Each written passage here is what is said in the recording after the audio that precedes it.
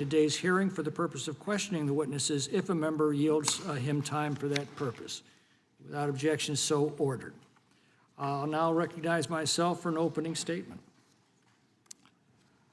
During this session, this subcommittee is focused on so-called sanctuary laws that put criminal illegal aliens back on the streets rather than turning them over to federal authorities for deportation, as the law requires. The sole effect of these laws is not to impede general immigration enforcement. It is specifically to prevent deporting criminals. The toll of death and destruction caused by these policies is heartbreaking. As the death toll of innocent Americans continues to mount, Republicans will continue to avail victims' families the opportunity to describe the catastrophic impact that these policies have caused them. Two of those families will address us shortly. One is the mother of Sheridan Gorman.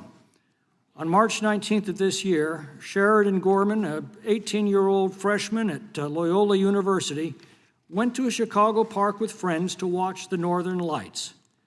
Instead, she was shot by an illegal alien from Venezuela, allowed into this country by the Biden administration.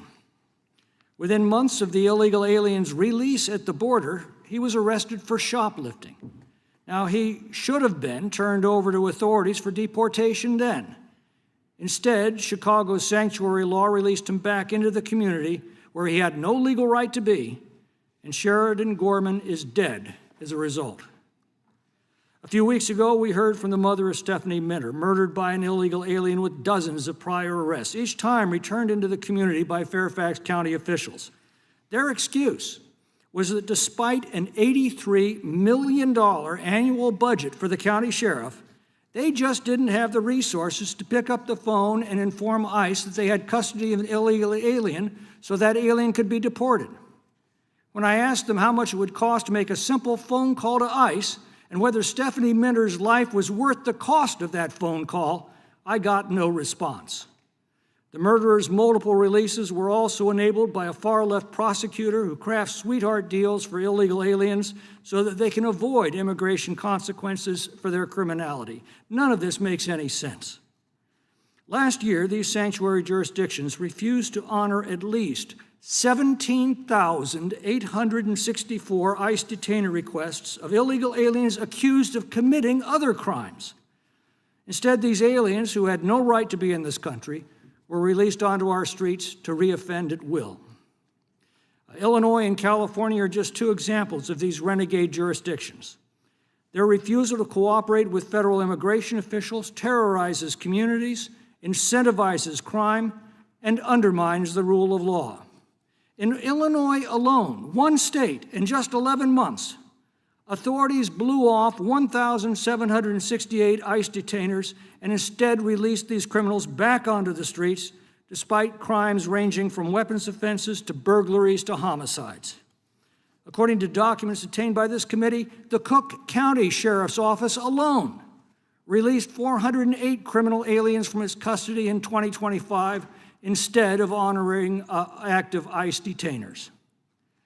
Now, the Democrats complain bitterly that we're focused on this tragedy. Well, I can assure them that the Republican majority will continue to expose the human toll of their policies until they are rectified. I'm sure we'll rehear their complaints that ICE arrests in communities have led to confrontations with violent demonstrators. But those arrests that require squads of officers and that put both officers and bystanders in danger would not be necessary if those aliens were turned over to ICE while in the custody of local law enforcement. They also tell us that refusing to cooperate with ICE fosters trust with the illegal alien population. Well, this begs the obvious question: can legal residents trust sanctuary jurisdictions to protect them and their families? And by the way, a U visa is already available to illegal aliens who are witnesses or victims to crime. Early this year, the Judiciary Committee passed the Shutdown Sanctuary Policies Act. It prohibits sanctuary jurisdictions from restricting communications with ICE about criminal aliens. It empowers local authorities in sanctuary jurisdictions to work with federal immigration officials. It forbids local jurisdictions from shielding criminals from ICE. It restricts certain federal grant funding to sanctuary jurisdictions that thwart federal law. and it provides a private right of action for the victims of these sanctuary policies. All of that is simple common sense. We shouldn't need a bill to force state and local officials to protect American citizens over dangerous foreign nationals, yet not a single Democrat on this committee voted for that legislation. Now, in addition to the grieving families of Sheridan Gorman and Katie Abraham, who are here today, we are also joined by Sheriff Gary Redmond of Amador County, California, from my district. He's dealing with an epidemic of illegal alien crime centered on illegal marijuana grows, and yet forbidden by state law from cooperating or even communicating with ICE to protect his citizens from this scourge. The Shutdown Sanctuary Policies Act would free him from these constraints. It's inconceivable that such a reckless and dangerous policy as these so-called sanctuary laws could be supported by a major political party. But as we will see again today, that's the current position of the Democratic Socialist Party. Not a fringe element, but the actual elected representatives of that party. I look forward to hearing from our witnesses, and I now yield to the ranking member for her opening statement. Thank you so much, Mr. Chairman. Let me start by offering my deepest condolences to you, Mrs. Gorman, and to you, Mr. Abraham, for the loss of your children. As a parent myself, I can think of no greater loss, and I appreciate you being here to share their stories and their lives with us. Unfortunately, this hearing is, it's the fourth time in this committee that we've had a hearing on sanctuary cities, the fourth time. And there's many other things that we could be doing other than this.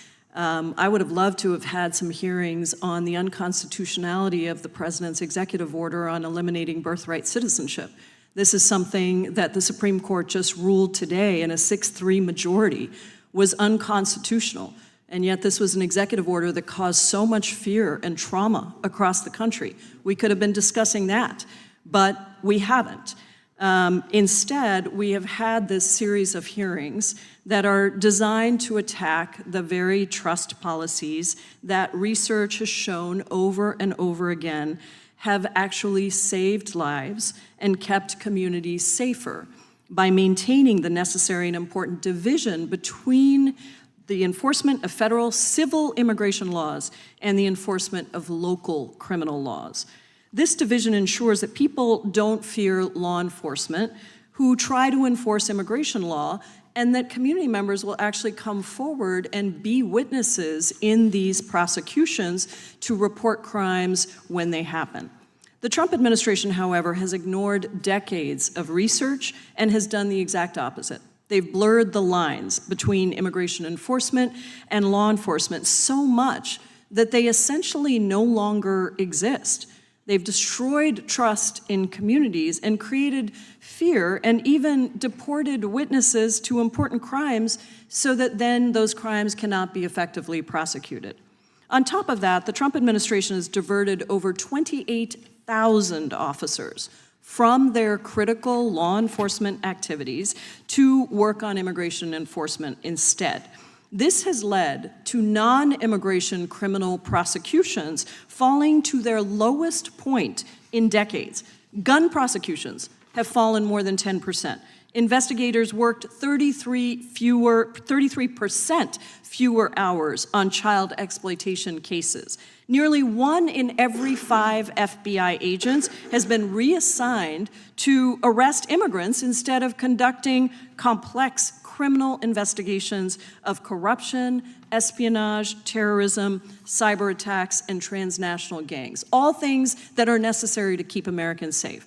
Similarly, around 1 in every 2 Drug Enforcement Agency agents, 2 in 3 Bureau of Alcohol, Tobacco, Firearms, and Explosives agents, and 1 in 5 U.S. Marshals have all been reassigned to immigration enforcement.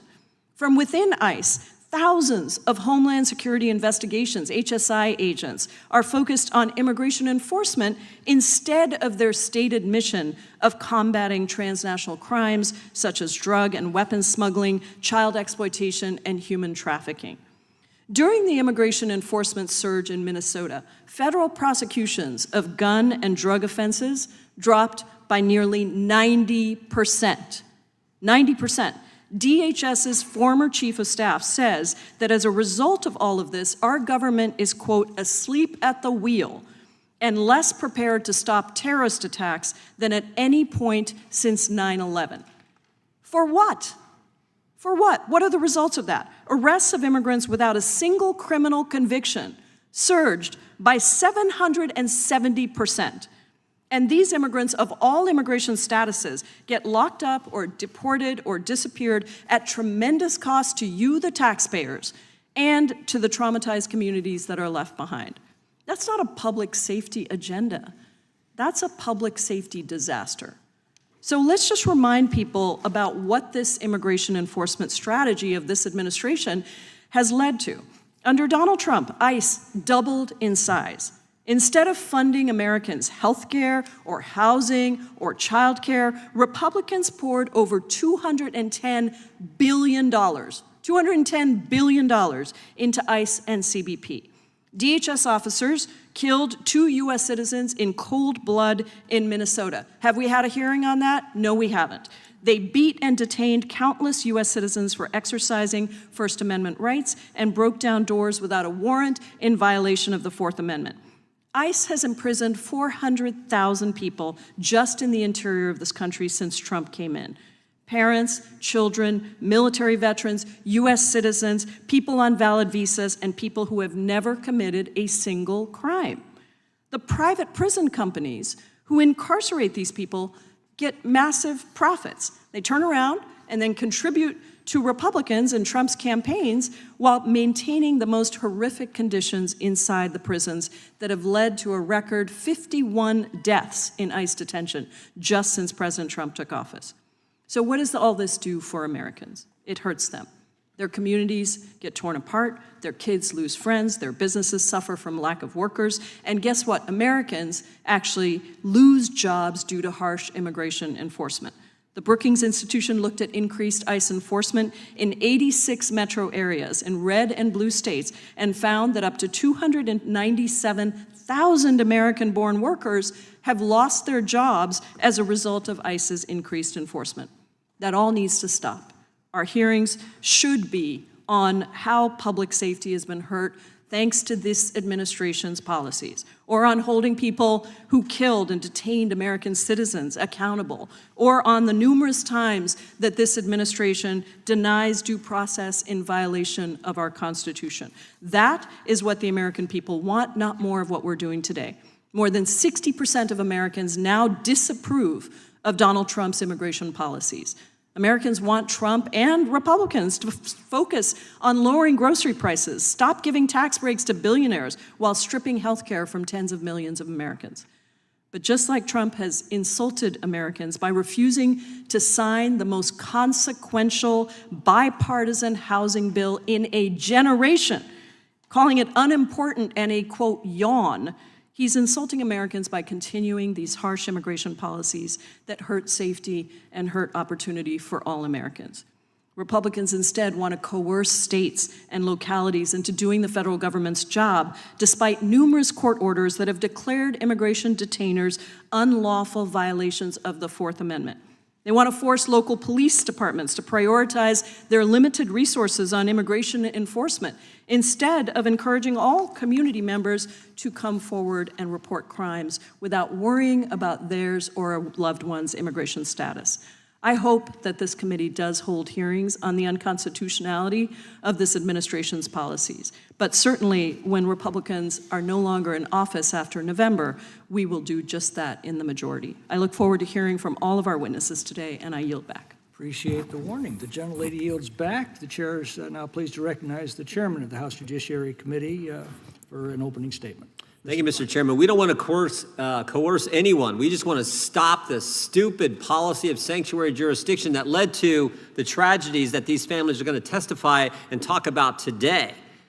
The gentlelady from Washington, the ranking member, said this is the 4th hearing on sanctuary jurisdiction. I'll have 5, 6, 7, 8. I'll have whatever amount of hearings it takes to stop a policy that is so ridiculous. Because understand, never forget what sanctuary jurisdiction is in the simplest of terms. Politicians tell local law enforcement, like Sheriff Redmond, don't work with federal law enforcement in enforcing federal law. That is dumb. And it's not only dumb, it results in bad things happening to families. That's why we're having the fourth hearing. And like I said, we'll do whatever. And my guess is the chairman is willing to do whatever amount of hearings it takes to get our legislation across the finish line. Our Sanctuary Jurisdiction Shutdown Act of 2026. And understand this as well. It is a systematic, I've said this every single hearing all 4 times. It is a systematic plan of the left's. Step 1, they let in 10 million illegal migrants during the Biden administration. Oh, no border, just let in 10 million people. Step 2, create sanctuary jurisdictions all over this country. 18 cities, 11 states, 3 large counties, like Fairfax County, where the prosecutor there gives special deals to migrants who commit crimes, unequal treatment to Americans, frankly. Let in 10 million, create sanctuary jurisdictions, 18 cities, 11 states, 3 counties, and the District of Columbia. And then step 3, don't pay the guys who do the enforcement. Don't pay ICE. They did that for 110 days. They wouldn't fund the guys who do the enforcement. That is their systematic plan. And that you add the 4th step in, these crazy prosecutors, soft on crime prosecutors, who when an illegal migrant commits a crime, they won't work with federal law enforcement, let the guy back out, and he does bad things. Just ask Mrs. Gorman. She's going to talk about that. That is what, again, I just cannot fathom why a party would embrace that mindset, that approach. So God bless Chairman McClintock. He's the sponsor of that bill. It's a good piece of legislation. We need it to pass the House, get to the Senate, get to the President, and sign it so we can stop this nonsense that has led to such tragic things. With that, I will yield back. And again, I want to thank our witnesses for the work, Sheriff, the work you do, the families who've lost. God bless you. Thank you for being here. It's not easy, I know, but thank you for coming. And I know your member appreciates it, particularly Ms. Gorman, for you being here as well. And with that, I'll yield back to the chairman of the committee. The gentleman yields back. I now recognize the ranking member of the full committee, Mr. Raskin, for his opening statement. Well, thank you, Mr. Chairman, and thanks to all of our witnesses for being with us today. I especially want to thank Mr. Abraham and Mrs. Gorman for coming to speak about their beloved daughters who were criminally and savagely stolen away from their families. As a father, I too know the pain and devastation of losing a child, and my heart goes out to you and to your families. Anyone who commits a crime must be held accountable swiftly and completely. And immigrants, whether lawful or undocumented, who commit violent crimes must be deported at the end of their criminal sentences. Furthermore, we must end the polarization and dysfunction in Congress so we can pass comprehensive, common-sense immigration reform. We need to make it a whole lot harder for people to enter the United States unlawfully and a whole lot easier to enter the United States legally. Can we agree to an agenda around that?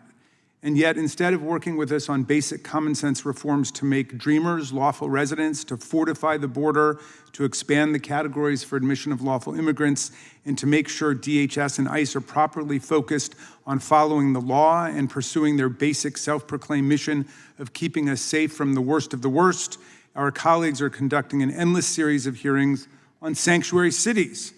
This is our 4th such hearing.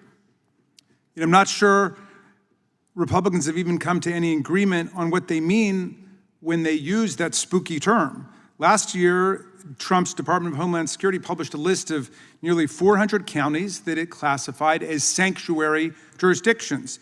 This caused an uproar with dozens of conservative sheriffs across the country.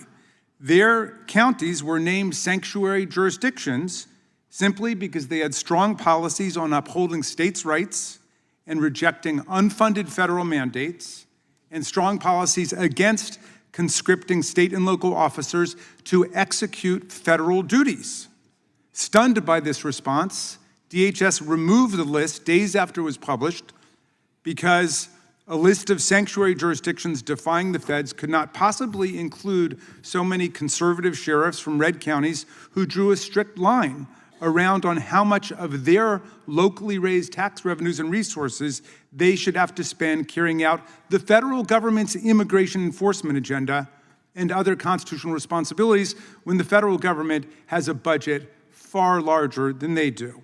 Well, this was a telling collision between Republicans and Republicans. For decades, Conservatives argued that the federal government could not impose unfunded federal mandates on localities or boss around state and local officials to force them to do the work of federal officers charged with enforcing federal laws. They even succeeded in the Prince case in 1977 to convince a conservative Supreme Court majority to hold that the 10th Amendment invalidated a provision in the Brady Handgun Control Act, which purported to compel sheriffs and police chiefs to conduct background searches on prospective gun buyers. Justice Antonin Scalia found for the majority, a 5-4 majority, that this provision violated the 10th Amendment, which prevents the federal government, he said, from commandeering state and local officers to use their official time and their local resources to implement unfunded federal mandates under the direction of federal officers. Justice Scalia asserted that this constitutional prohibition in the 10th Amendment was categorical. He was unmoved by the heartfelt claims that the failure to integrate local sheriffs and local police into the federal machinery of gun policy enforcement would result in more gun violence, more death, and more injury. The feds must enforce their own laws, Justice Scalia said. So this is precisely the same mistake which I think our friends across the aisle are making here. We've heard from some of the jurisdictions dragooned into Congress on their official time and their official salaries to participate in this endless sequence of repetitive hearings that they would notify, and they do notify federal authorities of when any immigrant prisoner is set to be released from local jail. And if asked, they arrange for them to be picked up and handed over right away to immigration authorities. No jurisdiction has given them a problem about that. But what the ones who've appeared before us say they cannot do is hold such prisoners beyond the length of their judicial sentences for the convenience of federal officials, both because this practice turns state and local officials into de facto federal workers, as Justice Scalia said you can't do, reporting to ICE or the Department of Homeland Security instead of reporting to their own courts, and also because they say, and certainly the people from Virginia who showed up at the last such hearing said, they have no constitutional authority under due process or habeas corpus law to hold prisoners without arrest, prosecution, and conviction. So the position they've taken, which doesn't seem at least to be unreasonable or deranged, is simply they're very happy to work with the feds to turn people over before their sentences are completed, but after their sentences are completed, they can't hold them. So why are our colleagues so desperate to keep pulling this boogeyman of the sanctuary jurisdictions out of the closet? Well, perhaps it has to do with the fact that they voted to give DHS more than $250 billion to improve immigration enforcement. And America has watched as the Department of Homeland Security has used this staggering pile of money to waste on luxurious private jets for the secretary, complete with bedrooms and bars, on overpriced and ultimately useless industrial warehouses to detain human beings that are now being sold off at a massive loss to the taxpayers, on a glitzy $220 million public relations horseback photo shoot and ad campaign for a glamorous Department of Homeland Security secretary who called the slain citizens Alex Preddy and Renee Good terrorists. MAGA Republicans have done nothing as ICE has abused hundreds of billions of dollars to arrest, beat up, shoot, and even kill American citizens for exercising their First and Second Amendment rights. They've allowed ICE to ignore its duty to keep us safe from the worst of the worst, and instead gone after kids and parents coming home from kindergarten, rape survivors who just finished testifying in court, and volunteers at Catholic church soup kitchens. ICE's indiscriminate and chaotic immigration enforcement has also undermined the ability of state and local prosecutors and law enforcement to keep their own communities safe and to deliver justice to victims of crime. They are deporting crime victims as well as key witnesses and informants without any notice to state or local police and prosecutors. As a result, investigations are being thwarted, criminal trials are being thrown into disarray, and American communities are less safe. House Judiciary Democrats put out a report called Acquitted by Removal: How Trump's Mass Deportation Agenda Abandons Crime Victims and Allows the Perpetrators to Avoid Justice, which I recommend that all of you check out.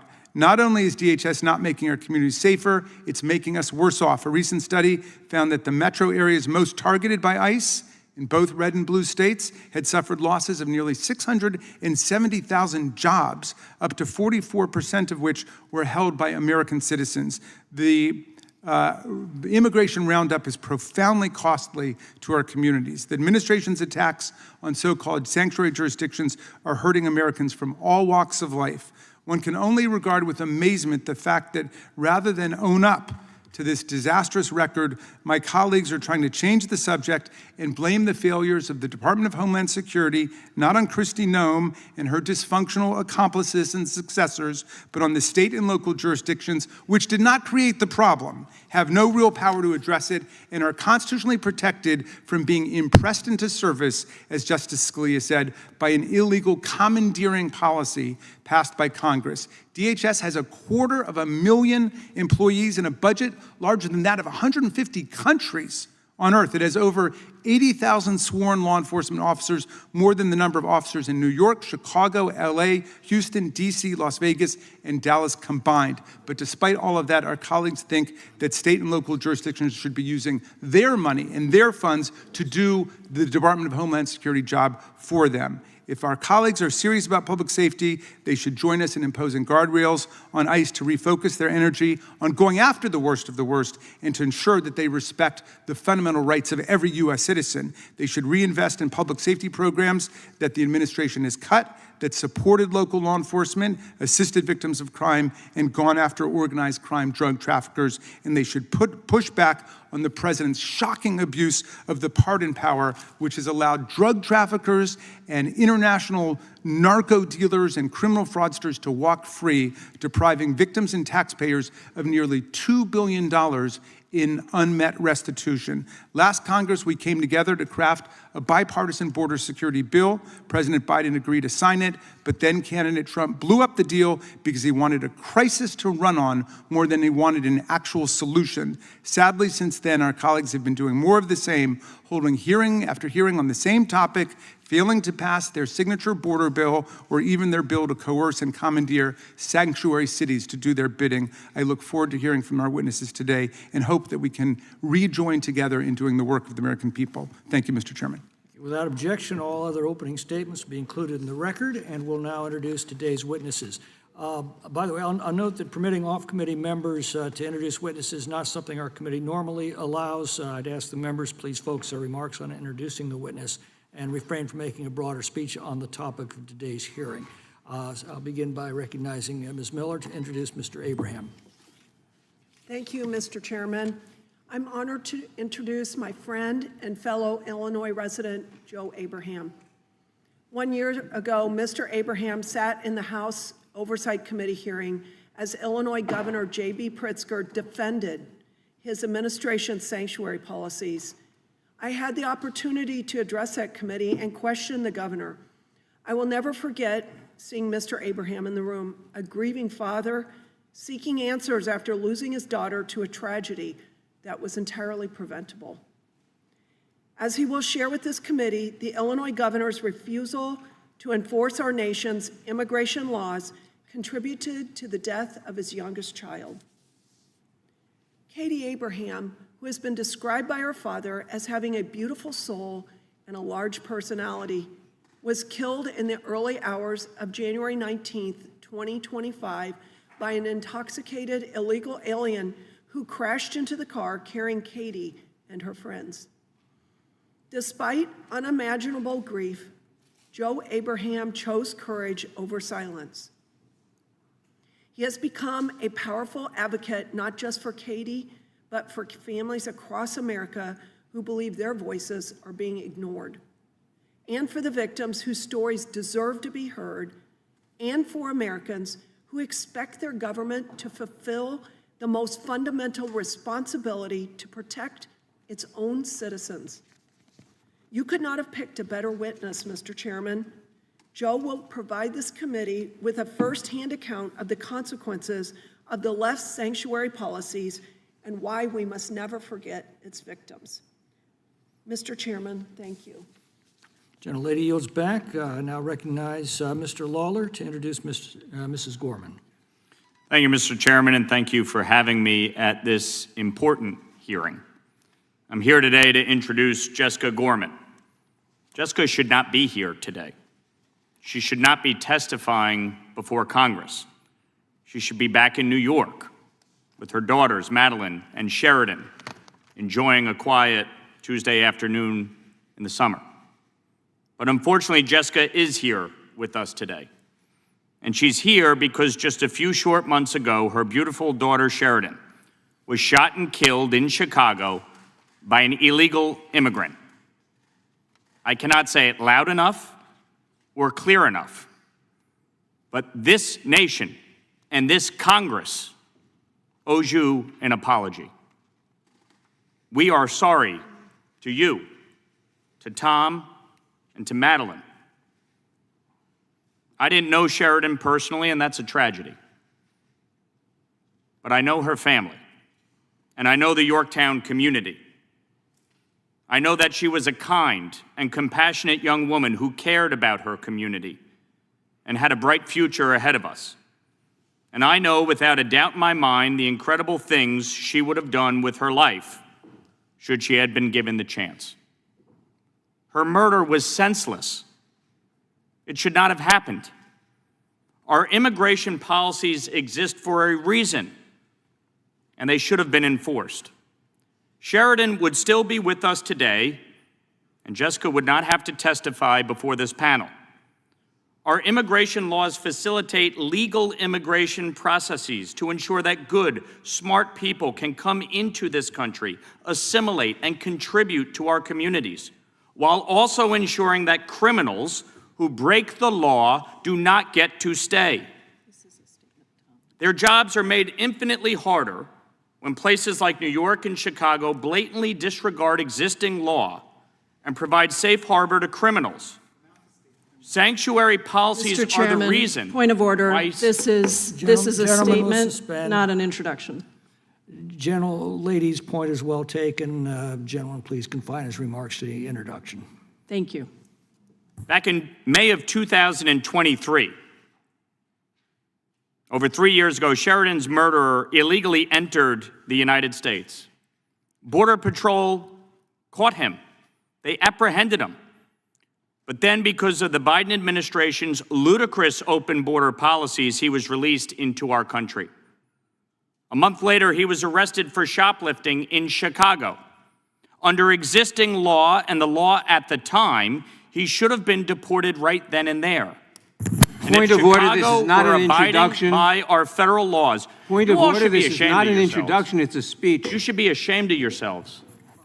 Mr. of Chairman, order. Disgraceful. Mr. Chairman, I we ask for a had, ruling on the Mother, point of order. we've been- Mr. Chairman, Precisely because you have failed to do your job. Yes, Mr. for You wonder Chairman- why we had 4 Everybody years, settle 4 down. hearings? It's because you don't understand the gentlemen will consequence of suspend. sanctuary policy. Mr. Chairman, Gentlemen will unfortunately, we won't suspend. give our approval for people to introduce their constituents if people don't stick to the rules. So I appreciate the chairman's insistence Yeah. that we stick to the rules and that you have the opportunity to introduce your constituent, which I Right, and think you have introducing done. my So constituent thank you very is- much, Mr. Lawler and is Mr. Chairman. sharing the Please have details committee of her death. be in You may not order. want to hear the details. It may be an inconvenience to Mr. you, Chairman. but these details matter. The gentleman will suspend. We have an agreement with the minority that the introductions will be introductory only, so if I could just ask for the gentleman to make that introduction and conclude. Sure. When you send your kid to college, you should be worried about making sure they go to class, or hopefully that they have a nice roommate, or how to help them get a summer internship. Not worried that illegal immigrants are shooting them while they're out with their friends looking at the northern lights. It is shameful that we are here. Not because this is the 4th hearing, but because we need to have 4 hearings to make people understand the real-life consequences of the disastrous sanctuary city policies. So while some of my colleagues may not want to hear the truth, the same outrage you feel about Renee Good and Alex Preddy, Mr. you should Chairman, feel about would you Sheridan Gorman please and end Laken Riley this- and every Angel end this family in statement? this country. I do feel that Unfortunately- outrage. You do not, Do you? because if you did, Do you would not support do you sanctuary feel the jurisdiction. outrage about Alex You should be Preddy and ashamed Renee of Good? yourself. You should be ashamed You don't of yourself, belong in this committee. Jamie. You should get the hell You're out of a here. disgrace. You don't understand the You're rules a of the committee. disgrace. You don't understand the Constitution. You're a Mr. disgrace. Full of Raskin, it. Mr. You're Raskin, absolutely get- full of Absolute it. disgrace Raskin, supporting get a hold of sanctuary yourself. Say policies. one word about Get rid of Mr. Say one sanctuary word about policies. Alex Preddy and I Renee did. Good. I Oh, wrote a really? whole New York Times op-ed about it. You should be Okay, then absolutely follow the ashamed rules of of the yourself committee, Mr. for Chairman. not Committee will opposing be- sanctuary policies that resulted in their daughter's Committee death.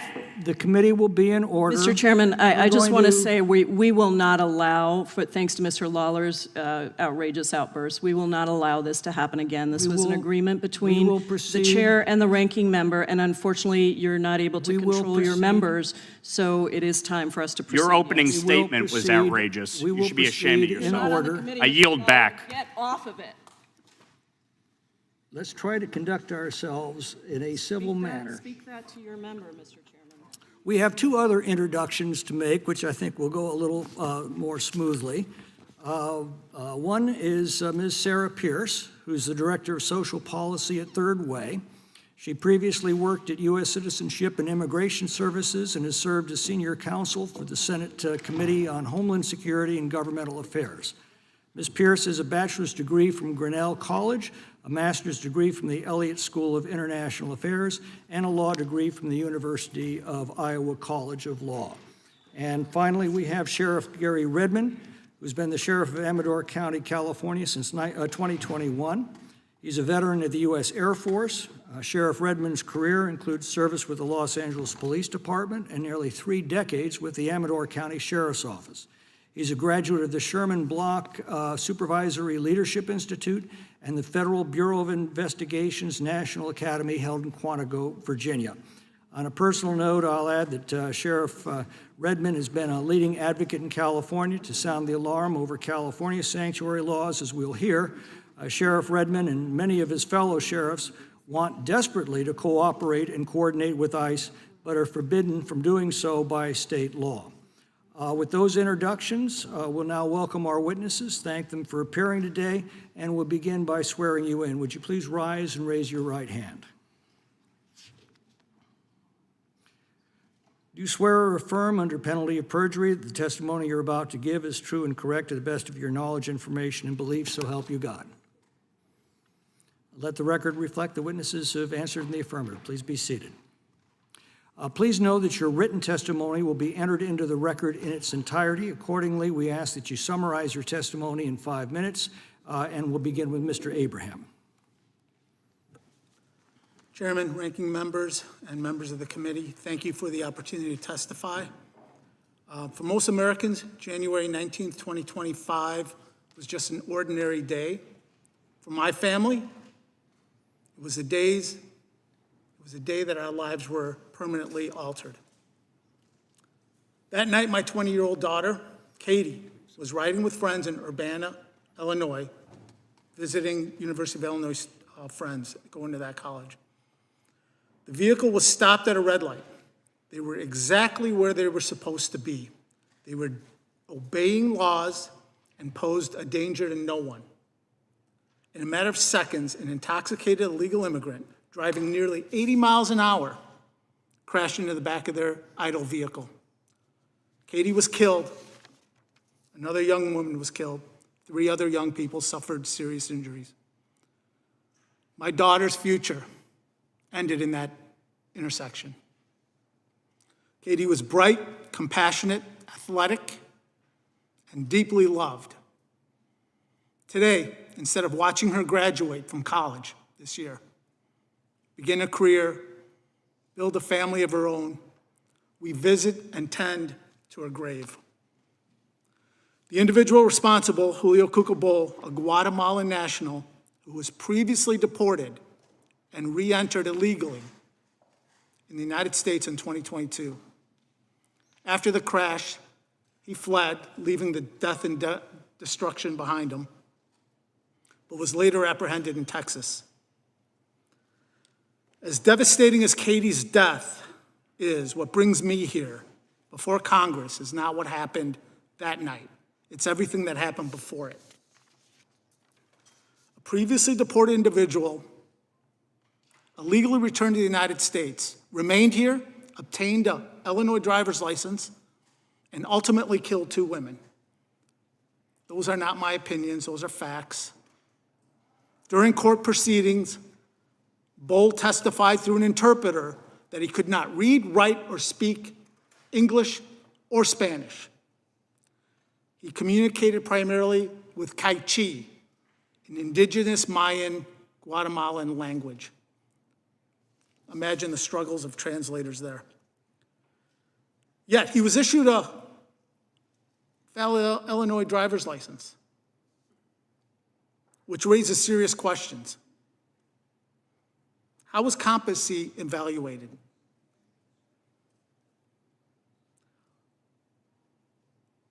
Whether public safety was even a concern. Any protocols followed. Accountability cannot change what happened to Katie, but it can help prevent similar tragedies. My parents came to America legally more than 60 years ago from a developing country. Like millions of lawful immigrants, they believed America was a nation governed by laws rather than political convenience. They respected the process because they respected the country. They taught me citizenship carries obligations, that laws exist for a reason, and that government has fundamental responsibilities to the people it serves. When government fails in that responsibilities, real people bear the consequences. My daughter was one of them. The central question before this committee, to me, is straightforward. Did failures in immigration enforcement, government coordination, public policy increase preventable risks to American citizens? These are not partisan questions. They are oversight questions. They are public safety questions. Too often, immigration debates become about systems and policies while victims fade into the background. Katie was not a statistic. She was my daughter. She should still be alive today. Congress can't undo what happened to Katie, but it can examine what failed. Demand transparency from government agencies and public officials. Insist that policies be judged not by their intentions, by their outcomes. Katie lost her future January 19th, 2025. My family lost ours with her. I ask this committee to demand full transparency, identify the failures that allowed a previously deported individual to illegally return, remain in this country, obtain a driver's license, and ultimately kill 2 young women. Hold government accountable, strengthen coordination between federal, state, and local authorities, and judge every policy by one simple question. Would this better protect the next American stopped at a red light? Thank you. Thank you for your testimony. We'll next hear from Ms. Pierce.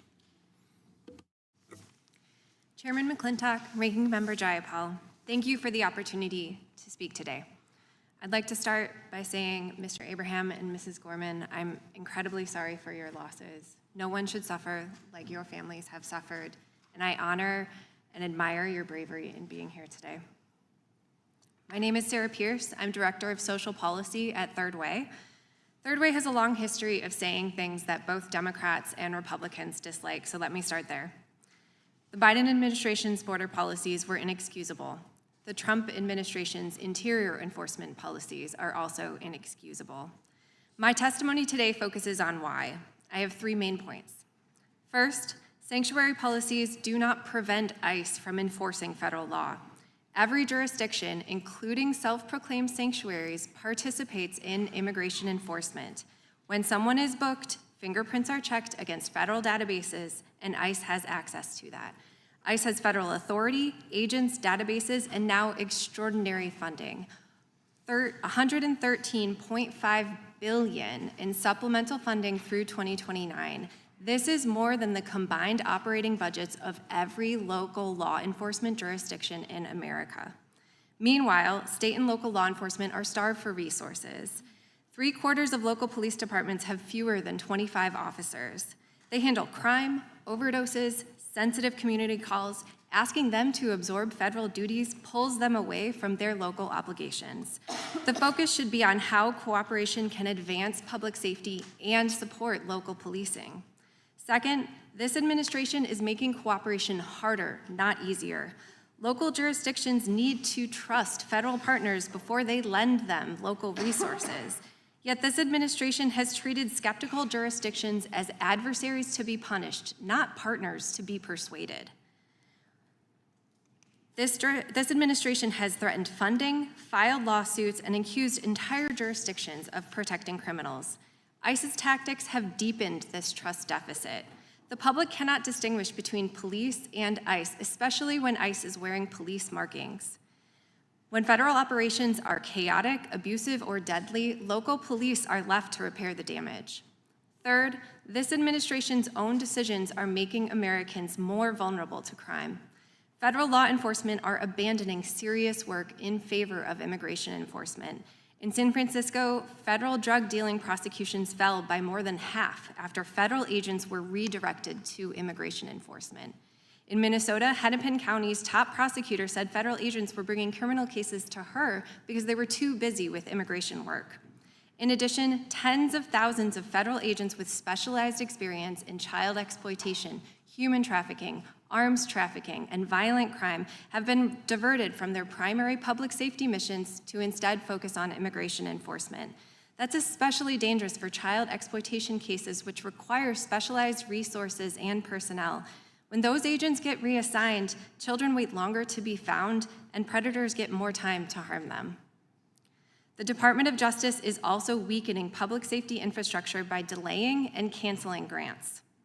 Each year, the Department of Justice grants billions for police hiring, prosecutors, and victim services across the United States. Congress provided more than $4.5 billion for fiscal year 2025 grants from the Department of Justice's Office of Justice Programs. But now, 9 months later, less than half of that has gone out the door. Notably, for the majority on this committee, the states you represent are missing $163 million in congressionally authorized public safety funding from last year. That money still has not gone out to Alabama, Arizona, California, Kansas, Missouri, New Jersey, North Carolina, South Carolina, Texas, and Wisconsin. The administration has also terminated more than $820 million in public safety grants, cutting initiatives on rural crime, officer safety and wellness, anti-terrorism training, and more than half of federal gun violence prevention funding. For grants that are going out, new ideological conditions related to political priorities like vaccines, gender ideology, and protection of public monuments are discouraging applicants from even applying. I urge this subcommittee to broaden its oversight and stop treating sanctuary fights as a substitute for all public safety oversight. Demand a course correction, restore the grants to your own states. Stop diverting specialized agents from serious crime, and rebuild trust that local law enforcement need. Thank you, and I look forward to your questions. Thank you for your testimony. We'll next hear from Sheriff Redmond. Distinguished members of the committee, today I would like to share my perspective on the impacts illegal immigration has had on a small rural county such as Amador. Located in California's Gold Country east of Sacramento, Amador covers 594 square miles and is served by just 54 sworn deputies and approximately 40 correctional deputies. Providing public safety services across such a large geographic area presents unique challenges. From 1999 through 2015, I served 8 years as a SWAT operator and another 8 years as the SWAT team leader responsible for high-risk search warrants and tactical operations. During that time, many large-scale illegal marijuana cultivation operations in Amador and neighboring counties were controlled by the Mexican drug cartels. These organizations frequently utilized individuals who had been smuggled into the United States to work at cultivation sites. Many of these individuals were armed and on occasion have engaged law enforcement officers. These operations pose significant risks not only to law enforcement personnel, but also to the public. Amador attracts more than 20,000 visitors annually to its streams, rivers, lakes, hiking trails, and campgrounds. Hikers and outdoor enthusiasts have encountered illegal cultivation sites and armed individuals. Cartels also smuggled banned pesticides into the region, causing substantial environmental damage and harming local wildlife. Between 2015 and 2025, Amador County investigated 73 illegal marijuana cultivation operations involving individuals to be believed unlawfully present in the United States.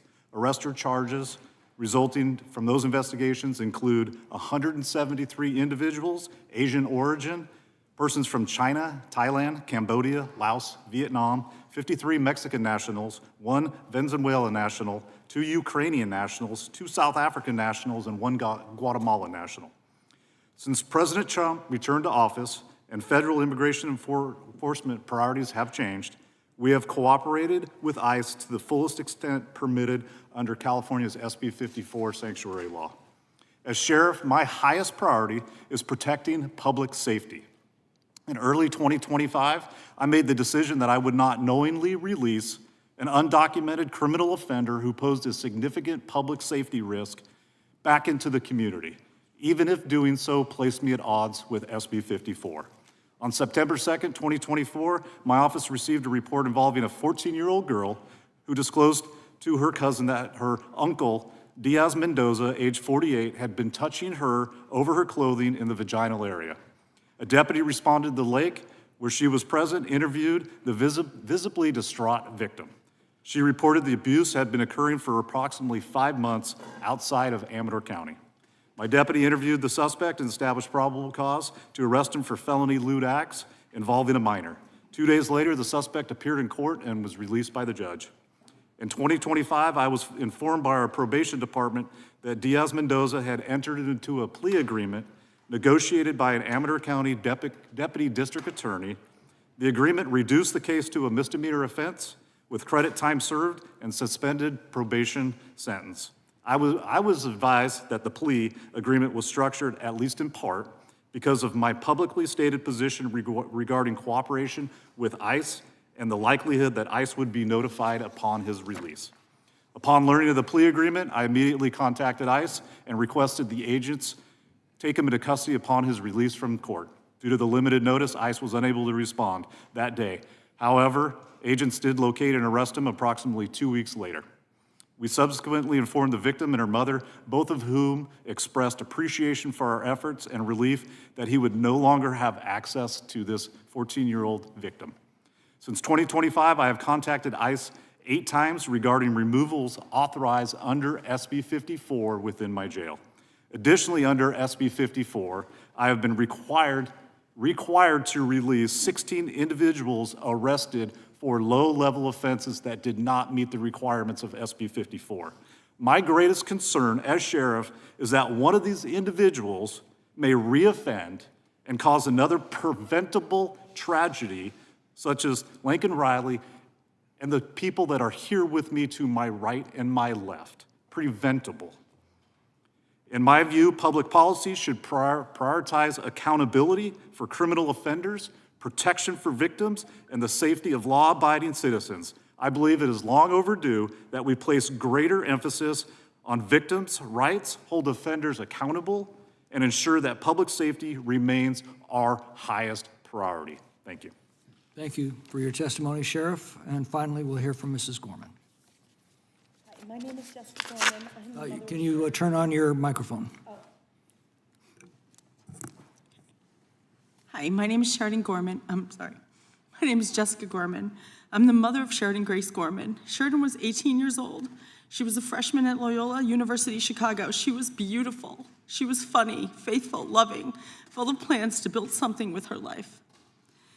On March 19th, Sheridan went with friends to the lakefront in Chicago because they hoped they might see the northern lights. She never saw those lights. The man accused of murdering my daughter is Jose Medina, an illegal immigrant from Venezuela who should not have even been in this country. And even after committing a crime and having an outstanding warrant, he was left on the streets of Chicago to murder my innocent American child. But this story, it's not about him. This story is about my Sheridan. It's about how failed border policies, sanctuary city laws, and twisted leaders refused to cooperate with ICE. They sent her to her grave. It's about a government and politicians that forgot their first priority. And the question before this committee is painfully simple. When did protecting our American citizens stop being your first priority? And even more important, why did protecting our American citizens stop being your first priority? I want an explanation, I need one, and I deserve one. But first I want you to know who my Sheridan was. I want you to understand what we all lost because of your mismatched priorities. My husband and I have always joked that our older daughter, Madeline, is our pride. Well, Sheridan was our joy. From the moment she was born, Sheridan was pure energy, enthusiasm, laughter, fun.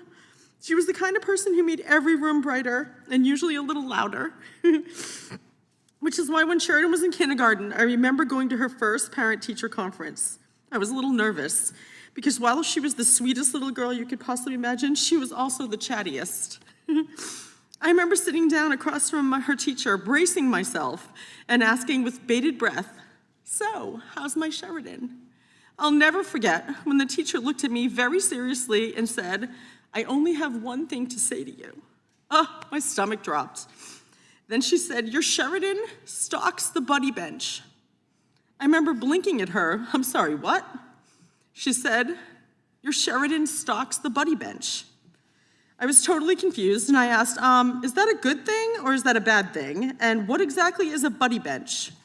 And the teacher smiled and said, "It's a beautiful thing." She explained that they had a bench in the play yard. She said that not all kids are as outgoing and confident as your Sheridan, so the children were told that if they wanted to play or if they felt lonely, left out, shy, they could sit on that bench. And then the other children were told that if they saw someone sitting there, they should go over, talk to them, ask them to play. And apparently Sheridan, my tiny kindergartner, had appointed herself the guardian of that bench. Every day at recess, instead of heading straight to the swings or joining in a game of kickball, my daughter hung back and hovered by the nearby tree, just watching that bench, just waiting, just in case someone might need her. Kids didn't even have a chance to fully sit down on the bench before Sheridan was rushing over to take them, to take their hand, pull them away. Girls, boys, first graders, kindergartners, it really didn't matter to her. If a child looked lonely, Sheridan went over. If someone had no one to play with, Sheridan was there. If someone felt invisible, Sheridan saw them. That was my daughter, and that is who she was until the day she was stolen from us. And I honestly can't make sense of it. I cannot make peace with it. And in what world does the child who spent her life making sure no one was lonely die terrified and alone on a pier in Chicago? In what world does the girl who saw everyone become invisible to the people in power responsible for protecting her? This cannot be explained away, and it cannot be buried beneath a list of unrelated issues that you all paraded before us. Thanks for telling me without telling me that, you're here, but you don't want to be. This is the fourth time you had angel families. Thanks for telling me you don't care. This cannot be buried under your slogans, your statistics, or excuses, and this just can't stand. So today, I bring this back to the buddy bench. I think Congress needs one. I think every governor, every mayor, every sanctuary city official and politician shifting blame and interest, hiding behind their slogans and talking points should have to all sit on one. And I challenge you all to sit down with me, take my hand, look me in the eye, and then explain to me, because I just don't understand. Explain why people here illegally matter more than your American citizens. Explain why sanctuary policies matter more than my Sheridan's life. Explain why cooperation with ICE was too much to ask for, but asking our American parents to bury our children is somehow acceptable. Ask me, I need you to tell me. I want you to imagine that little girl on the buddy bench, that innocent college freshman with a heart full of compassion and a head full of dreams that was gunned down by an illegal immigrant, I want you to imagine that was your daughter, not mine. What if she was yours? Would you even hesitate for 1 second to act, to make changes? My Sheridan spent her whole life choosing others. Today, I'm just asking this committee this committee and our Congress and our country to choose her. She was worth protecting. She was worth saving. And she was worth your brave vote. To all of those who have supported us, who have prayed for us, who have cried with us, and to those who have had the courage to speak out and say Sheridan's name, thank you. Because every time you say her name, you give a piece of her back to us. You remind the world that Sheridan was not a talking point. She wasn't a statistic or a headline. She was our daughter. She will always be my sweet sunshine. And if the people who failed her would rather look away, then I'm asking the rest of you to look right at her. Here she is. There's she and I. Here she is. This is taken the day before she died. Say her name, tell her story, and demand better. Because my Sheridan Grace Gorman should still be alive. And no mother should have to stand where I am standing, begging elected leaders to value my child's life after it's already too late. I cried when I came into the room. I saw this poster that you made. It says, at every stop, the system had a chance to stop him. At every step, it failed. And my daughter paid for those failures, your failures, with her life. No family should ever have to bury a child because public officials fail to put American lives first. I'm just asking you to choose us. We choose you. We choose you. Choose us. Why does my child matter less than an illegal immigrant? Why? Listen, I have a heart. I love immigrants. Two of my best friends in this whole world are immigrants. They came here the right way. I absolutely think they make America beautiful. But my daughter's beautiful too. I need you to think about what these policies are. And I need you to imagine this is your daughter, because I'm very sure you won't be cutting off anyone when they're speaking. I'd be very sure you won't call this a political stunt. The grief is real. Every day I wake up with unimaginable pain. Do you know what I wake up in the middle of the night and I think, did my daughter cry for me? She made it 40 feet. She made it 40 feet running for her life. Did she cry out for me? She died on that pavement all by herself, lonely, bleeding on that pavement. And I will never, ever rest. I actually have to say that I am devastated. My husband and I, we're only a couple years away from retirement. I've worked my whole life so hard. All I wanted to do was just enjoy our children. Just wanted to enjoy my Sheridan, my Madeline. And now I'm bitter. I'm bitter because I'm a lover, not a fighter. I'm a lover. I love children. I love pumping people up and making them feel good about themselves. I'm not racist. I'm not xenophobic. We've done everything right, my husband and I. We taught our daughter to be wonderful, beautiful person. Her love was extravagant. And now I'm going to have to spend my last waking moment, I'm going to have to spend fighting against these policies, fighting for people to say her name. So if you have the courage, please come talk to me. Come sit on that bench. I'll buy Congress a bench. Talk to each other. Talk to each other. We shouldn't be screaming across the room. I mean, we also shouldn't say but, because I have to just say, and I understand that you're here for a reason. I don't understand why it's only the Republican side that cares about our American children. And I know that you're a mother. I know that you're a father. I deeply value that. But basically what you just did, what you said was, I'm so sorry for your loss. I have a daughter too. I have a son. I feel your pain. You don't. You don't feel my pain. Because the next words out of your mouth were, but. There's no but. When your child is in a coffin, there's no but. And I need you to understand that. And if you ever want to talk about it, I'm here. I'm going to buy you a bench. I'm going to buy, you can put that on the record. I'm going to buy Congress a bench. And they can come and sit and hold my hand and look me in the eye and explain to me why illegal immigrants are more important than my daughter. I really want to know because I don't understand. Please, I welcome you. I will listen. I will listen. I care. I care. I just need you to explain it to me because I don't and I fear I will never understand. Thank you. Thank you for your testimony. I can't imagine how difficult this appearance is for you, and we thank you for being here today. And we'll now proceed under the 5-minute rule with questions, and we'll begin with Mr. Tiffany. Thank you, Mr. Chairman. Thank you, Mr. Abraham and Mrs. Gorman, for being here. We are proud to cite the names of Sheridan and Katie here before this Judiciary Committee hearing. And Mrs. Gorman, would you say you, your neighbors, and your community are safer when a government protects violent criminals and illegal aliens over Americans? No. Same question, Mr. Abraham. No, they're not. Mrs. Gorman, do you believe that your state or this country is safer when criminal illegal aliens are released into our streets? No. Mr. Abraham? No, not at all.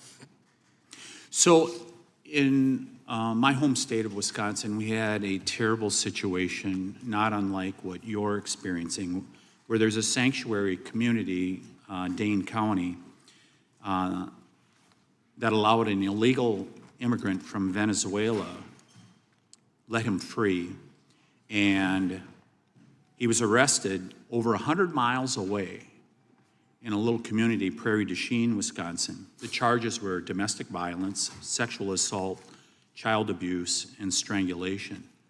Fortunately, the woman did not die, but it had to be horrific. So when thinking about that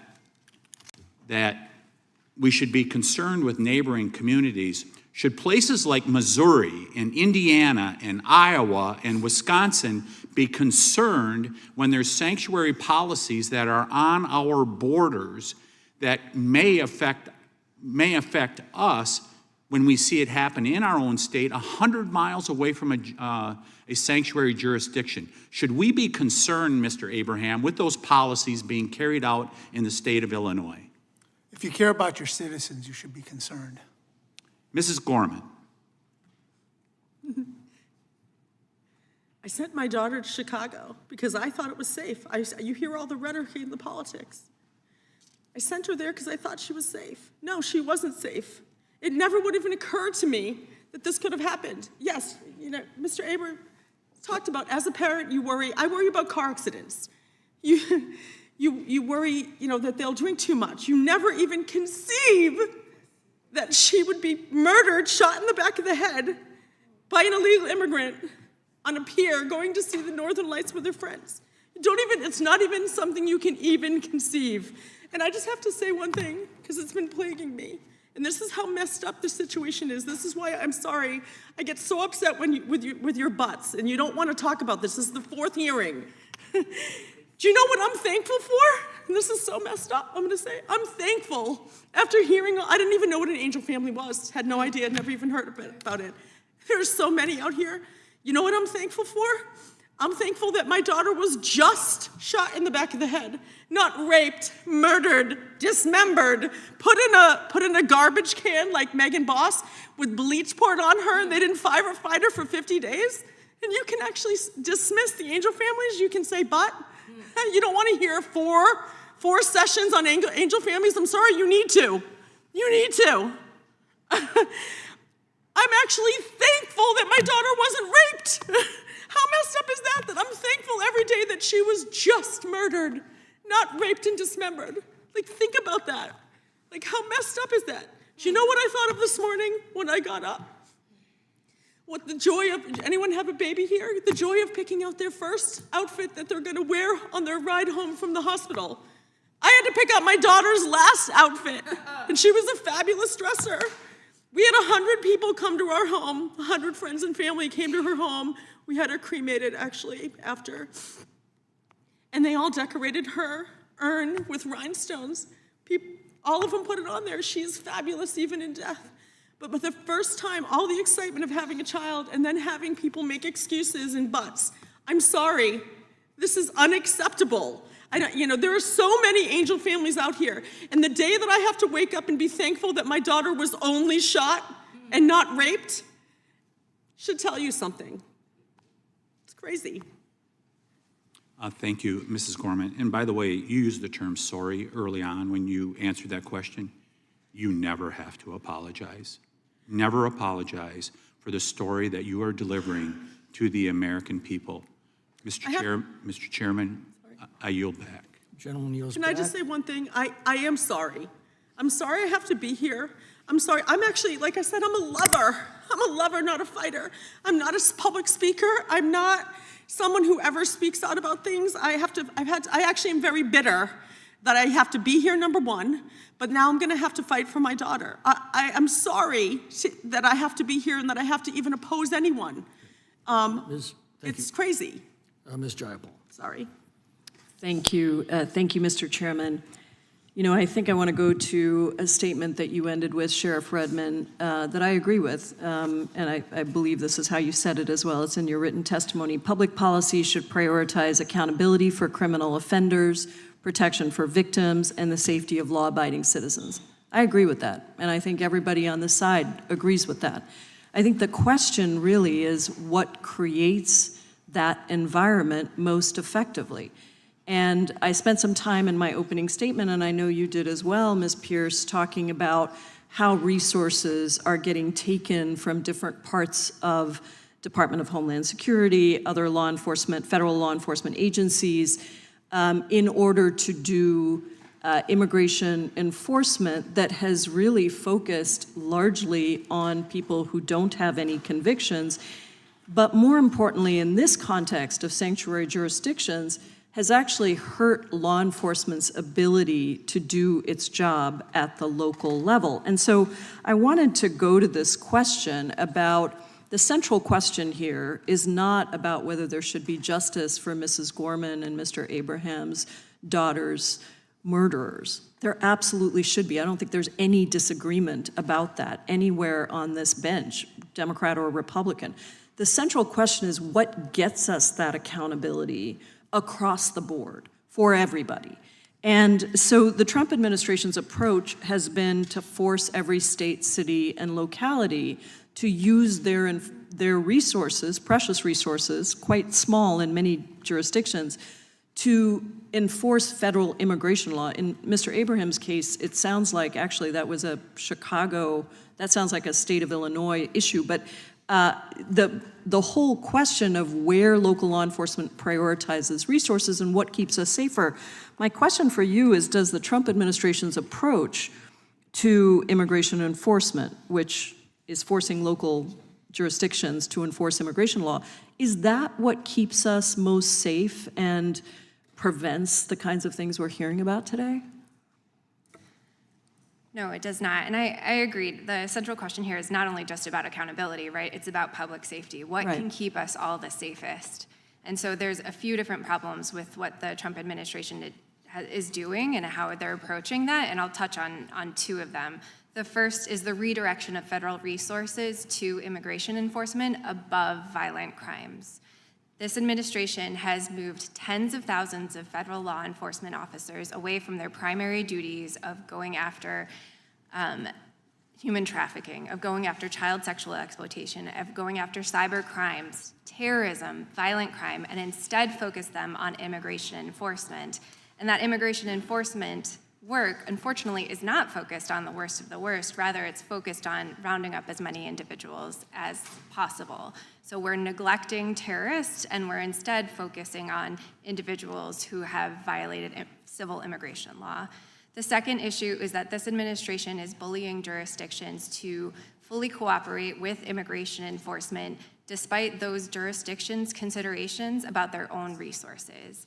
Police departments have limited resources, and they use those to decide how much and what level of cooperation they're going to give to the Trump administration. Not only that, they need to look at their relationships with their communities. Is a certain level of cooperation with ICE going to harm the trust that they have established with their local communities? Is it going to redirect the priorities that they've decided are best to keep safety in their communities?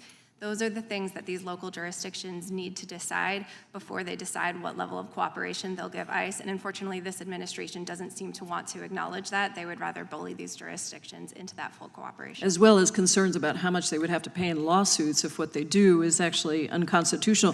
Why is it dangerous to have policies in place? This gets at the community trust piece.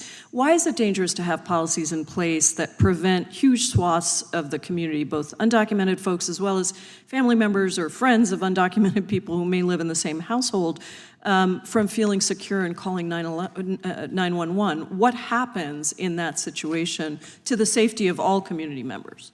So police can't be everywhere, right? They rely on community members to be their eyes and ears, to report crimes, to be witnesses, to provide testimony.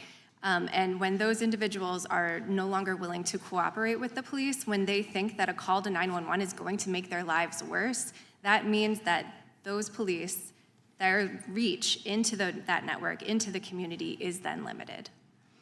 Thank you. My time has expired. I yield back. Mr. Biggs. Thank you, Mr. Chairman. I thank the witnesses for being here today. Mrs. Gorman, thank you. Particularly Mr. Abraham, thank you. And I appreciate, Mrs. Gorman, the way you called folks across the aisle out. I want to tell you that this isn't just the fourth hearing. We actually had a field hearing in Phoenix, Arizona on this, where we had angel families come in and testify. Do you know how many from Democrats came? Not one.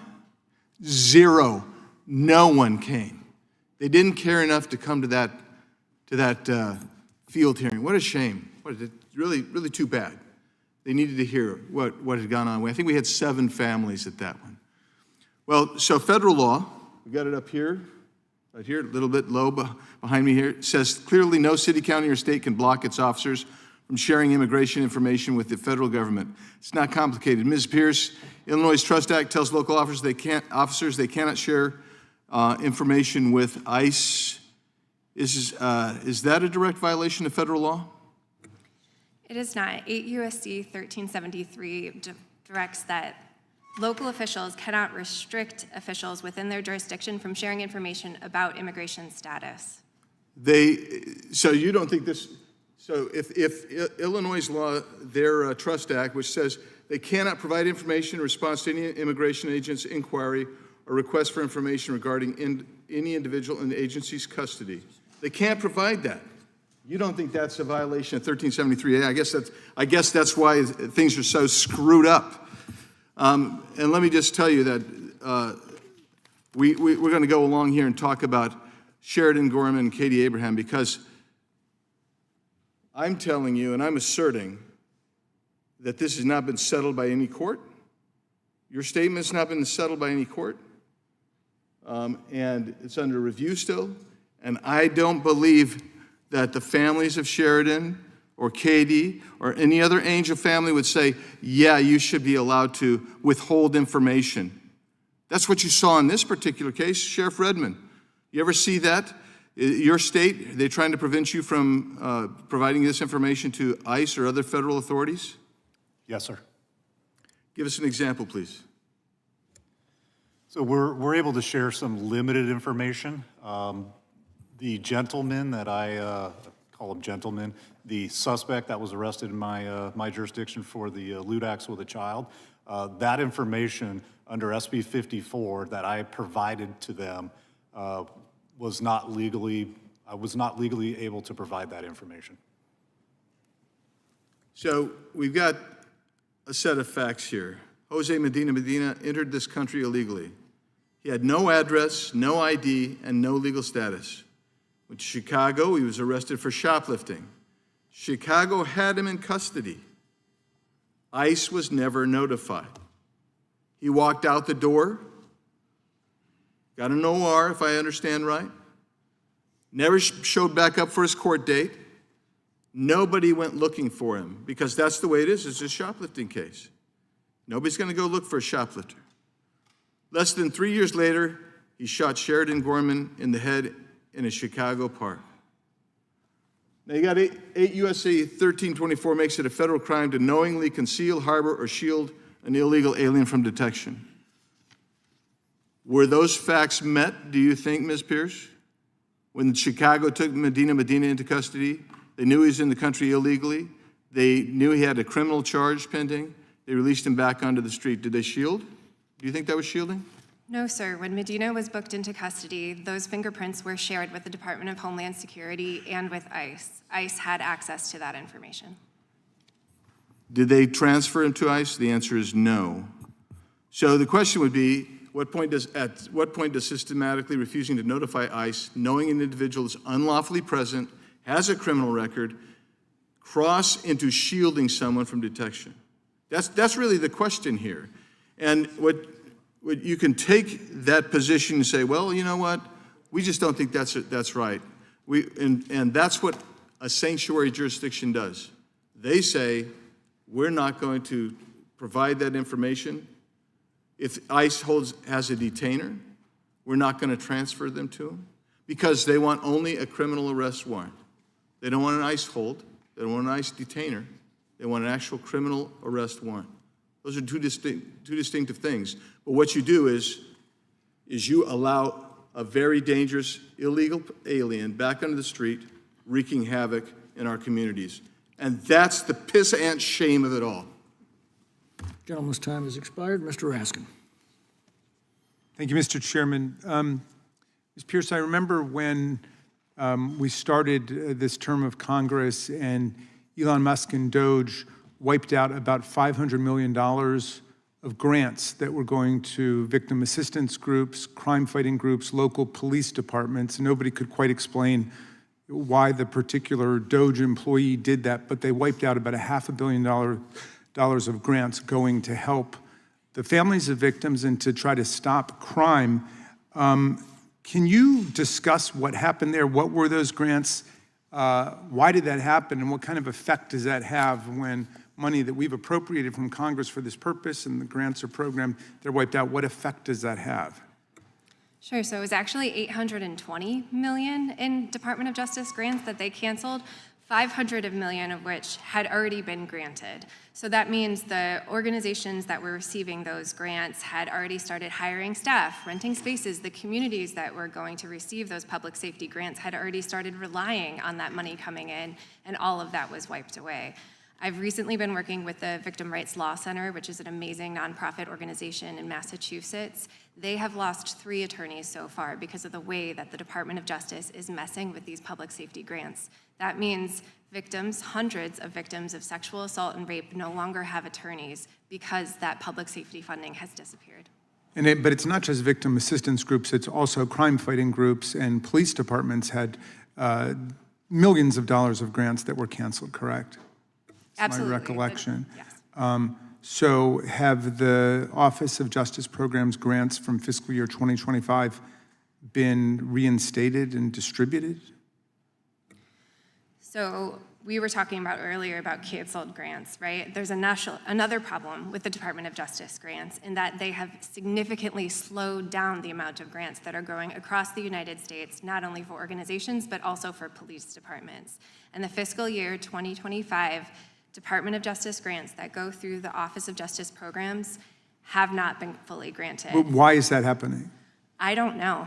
The Department of Justice has not spoken to why this has happened. This is an unprecedented thing that has caused disruption across our country, and the Department of Justice is not telling anyone why they have been delaying this. It's more than $2 billion in grants that have not gone. $2 billion, did you say?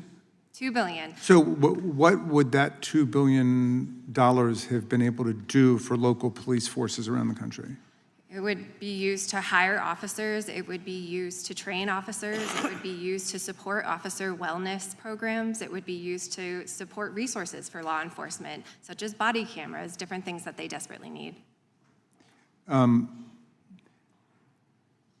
Our system is complex because it's a federal system, so we have national government, Department of Justice, federal policies, and then we have state and local policies. And there you described this tension, this hostility that's creating problems. Can you discuss how jurisdictions normally cooperate with the federal government in different ways, and how does it best work? Sure. So, talking specifically about immigration enforcement, like I said during my testimony, every single law enforcement jurisdiction across the United States cooperates with immigration enforcement. Every time someone is booked, that information is sent to the Department of Homeland Security and to ICE. And then jurisdictions from there need to decide how much more of their local resources they will lend to ICE and immigration enforcement to help ICE do its job. Okay, will you just help us understand the different resources that are available to the federal government and then to local government police forces?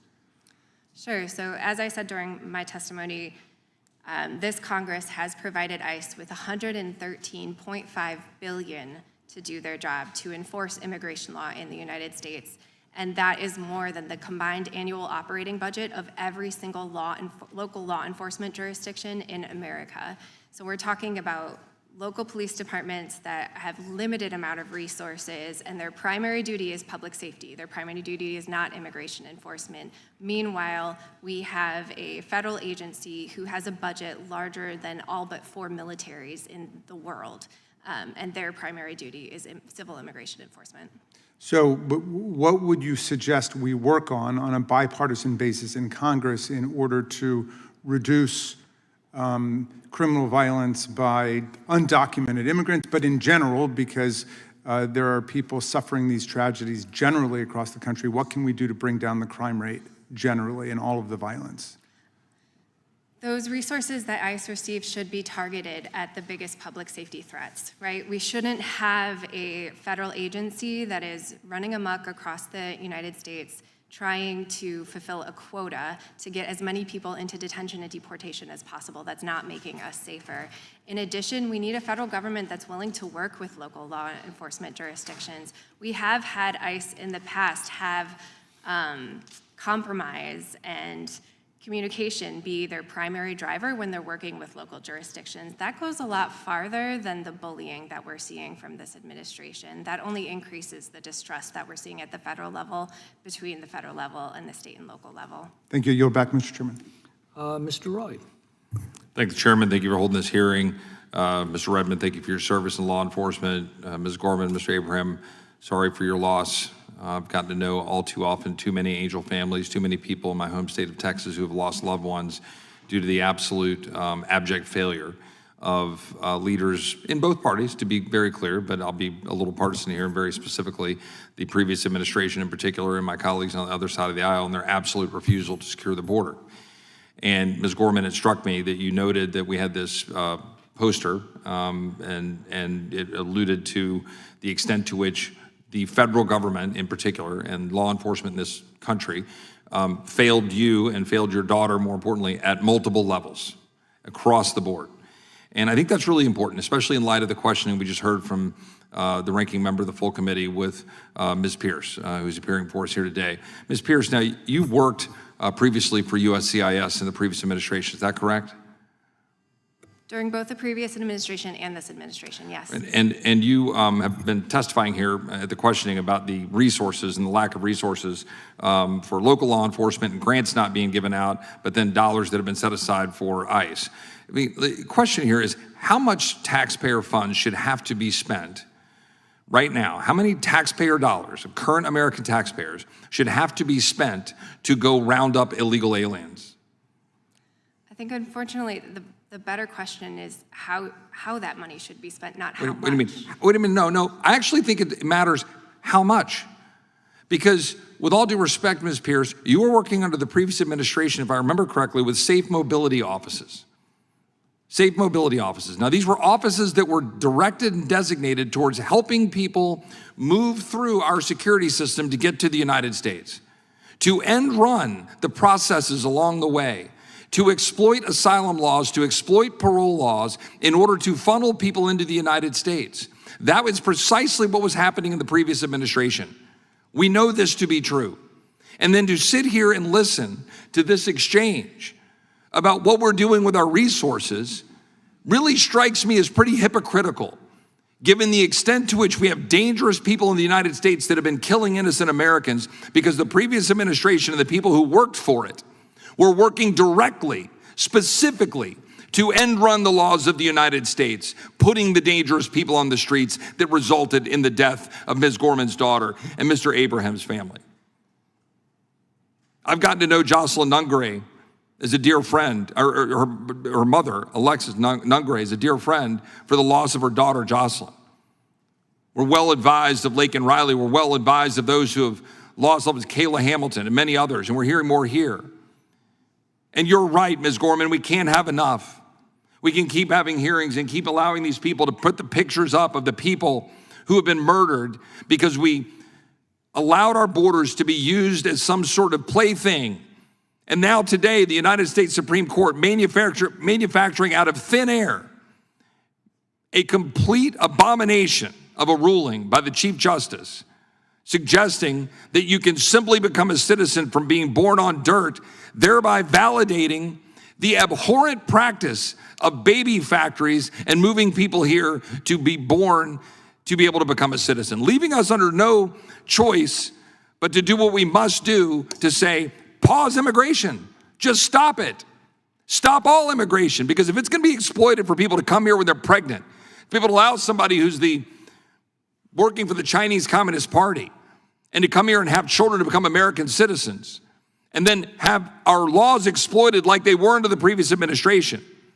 It is why this Congress should act to pause all immigration. This Congress should act immediately to codify what the president has been doing to close the loopholes under asylum and parole, the catch and release policies, and to codify those that a future Biden and Mayorkas administration cannot do to the American people what these radical leftists did to the American people.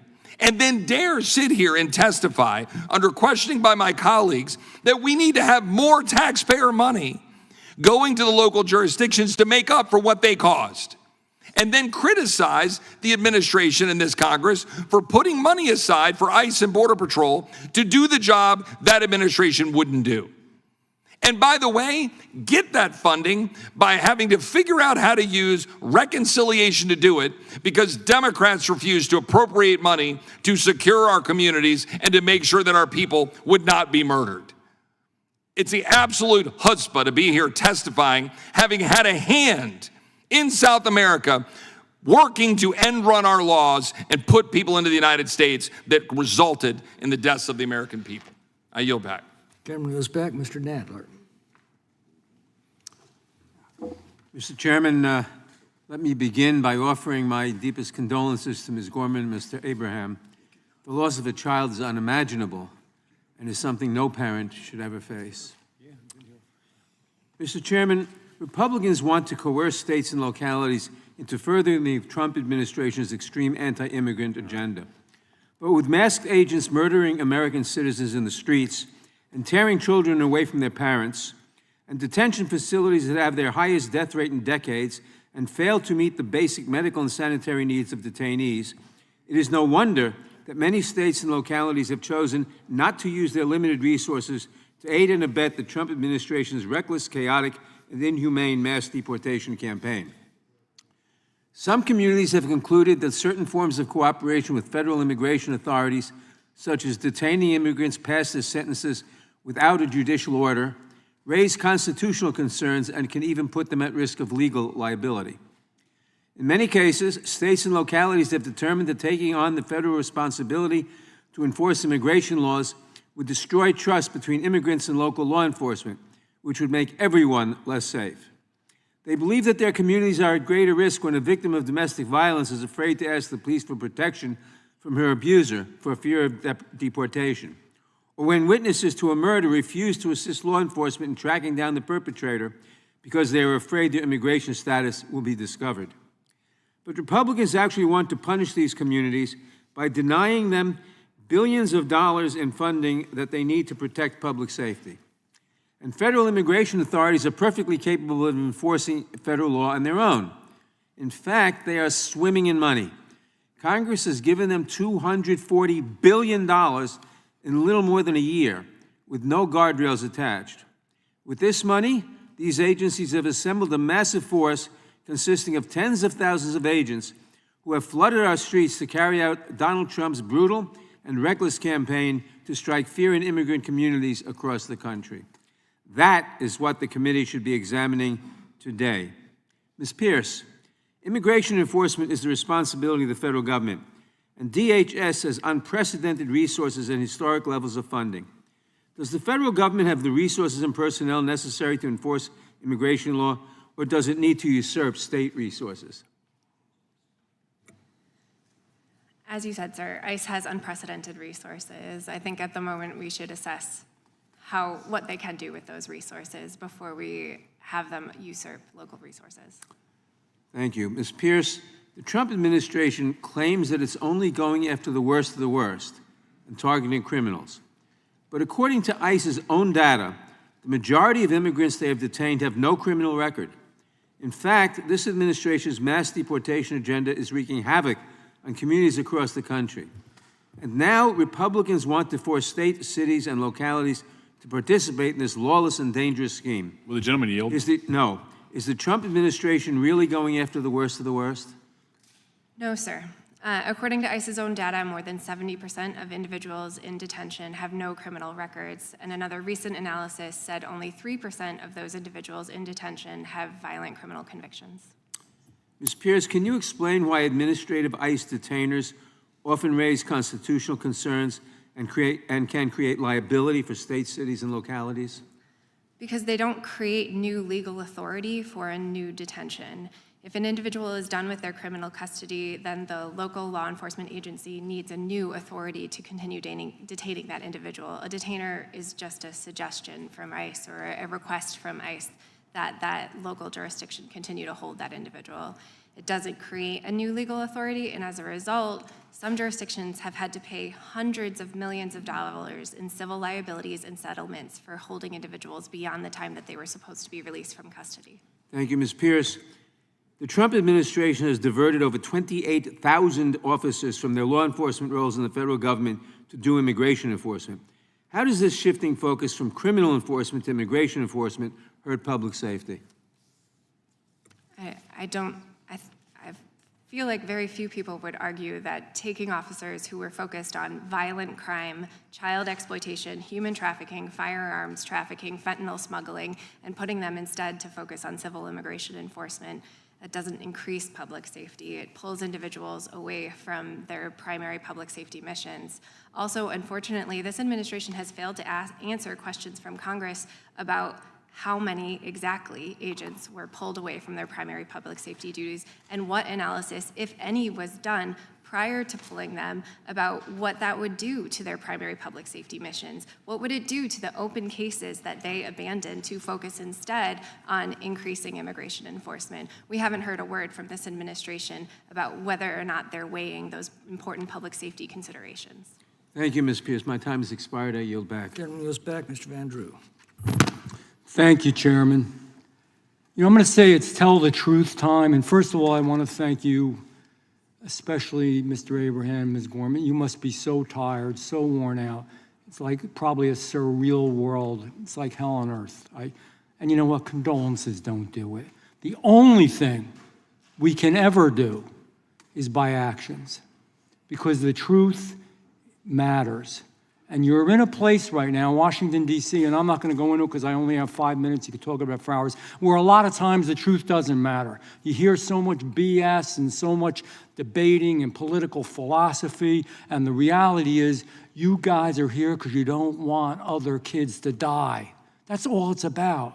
You have somebody who, both of you, I don't necessarily believe are usually people who want to be having orations and debates and speaking out, and all the, forgive me, BS goes on around you and it swirls around you.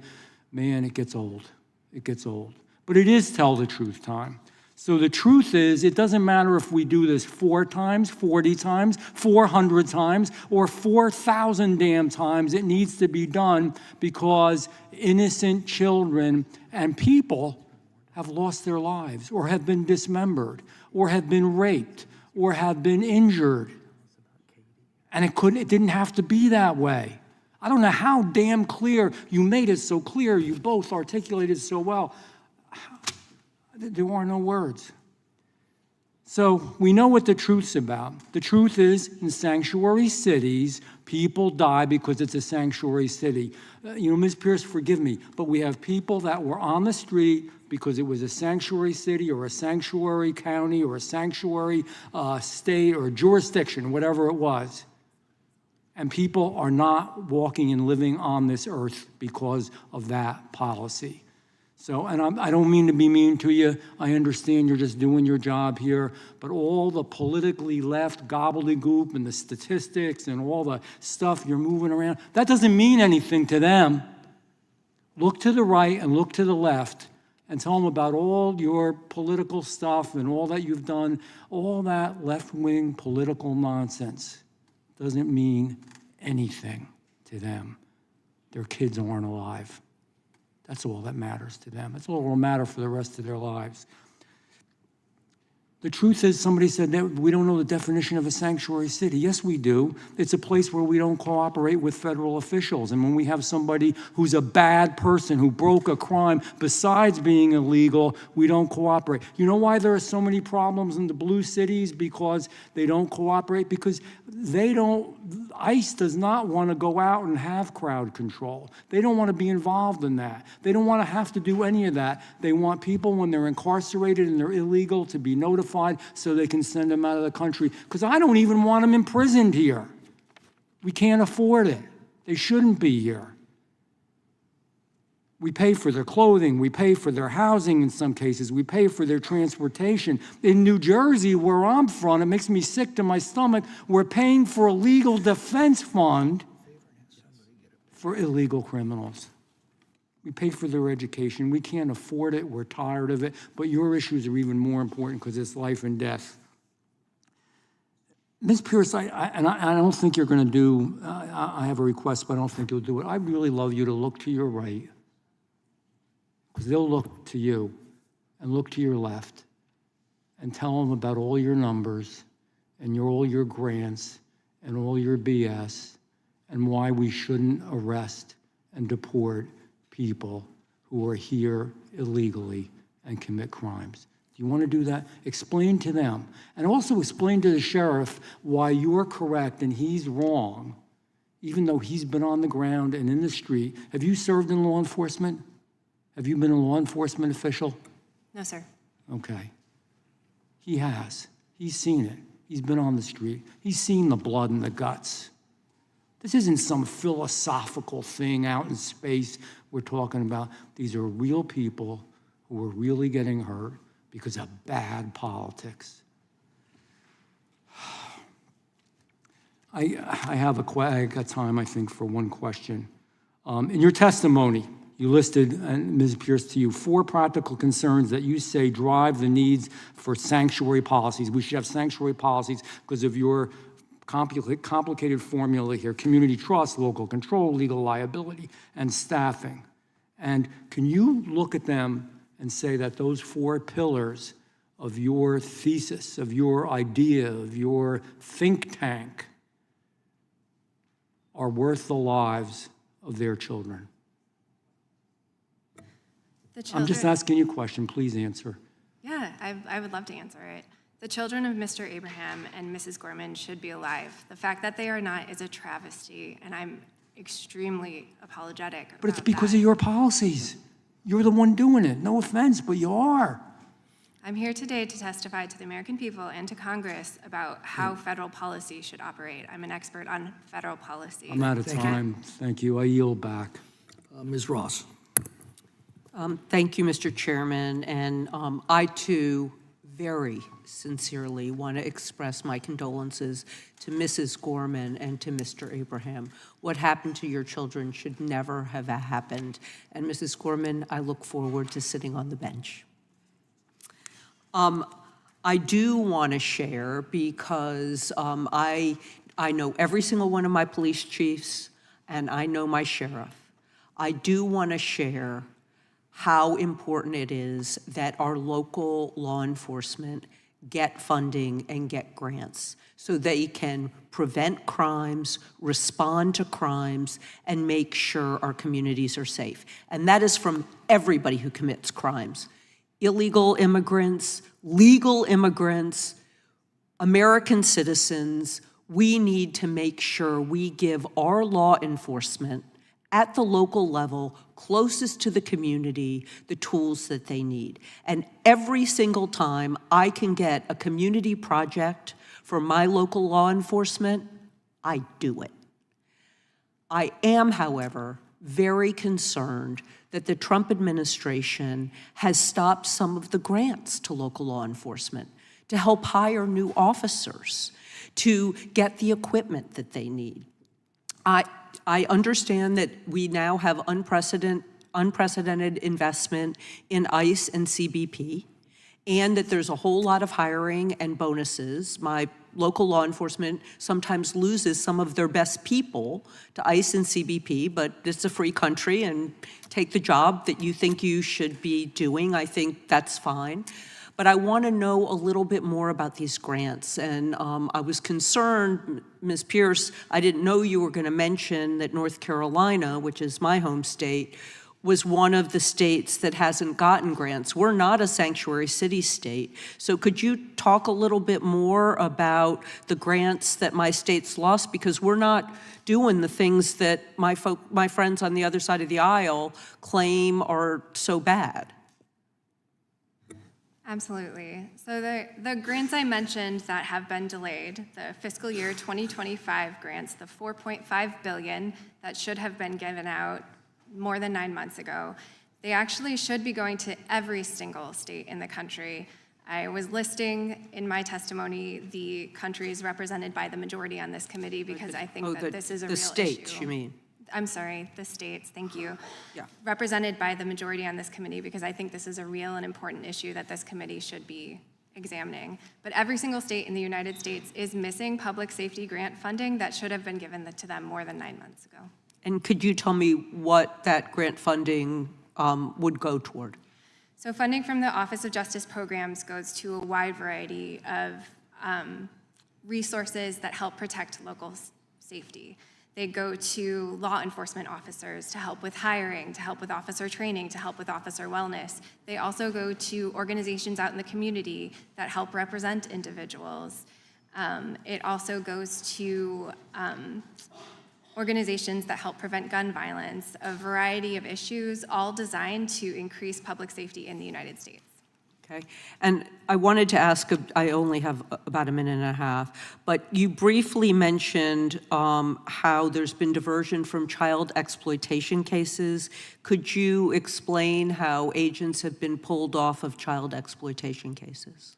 Absolutely. So Homeland Security Investigations is a wing of ICE. Unfortunately, this administration has pulled many of the individuals who specialize in the specific crimes that HSI focuses on to instead focus on immigration enforcement, and that includes individuals focused on child exploitation cases. These are very specialized agents that work on these cases. When they leave them, the cases can't just be like picked back up at a later time. Instead, the evidence gets outdated. More children are vulnerable to exploitation and predators get longer to work on them. So it's extremely concerning that this administration would pull investigators from those cases. And have they been pulled from human trafficking cases?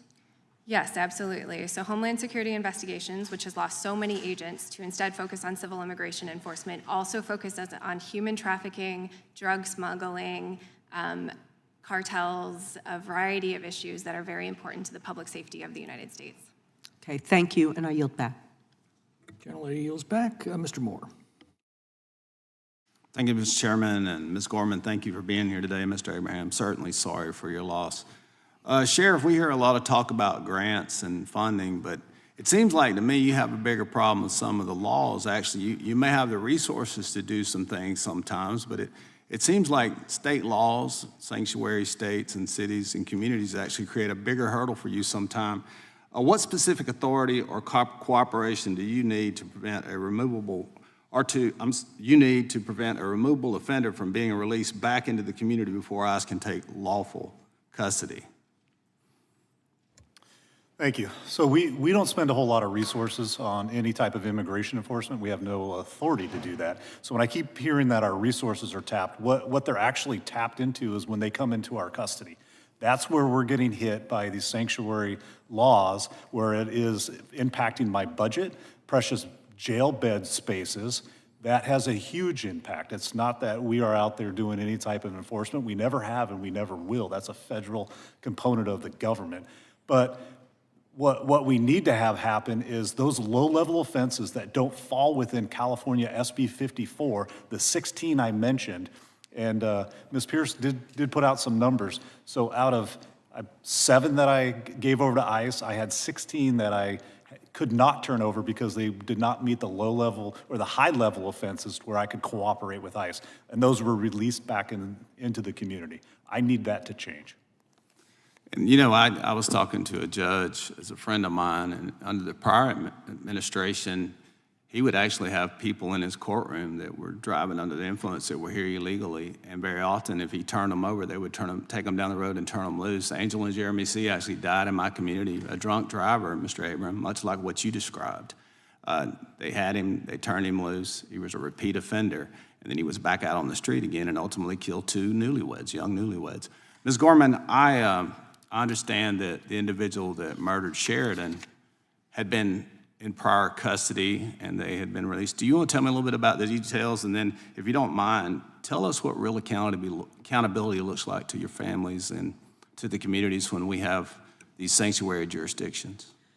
Sure. I just have to say that I'm not a lawmaker and I'm not a politician, but one of the things that I searched on ChatGPT, of all things, when we found out that Sheridan was murdered by an illegal immigrant, and when we found out what Angel families were, I was curious. So one night I went online and I said, how many people have been killed by illegal immigrants in Chicago or in Illinois? I did both.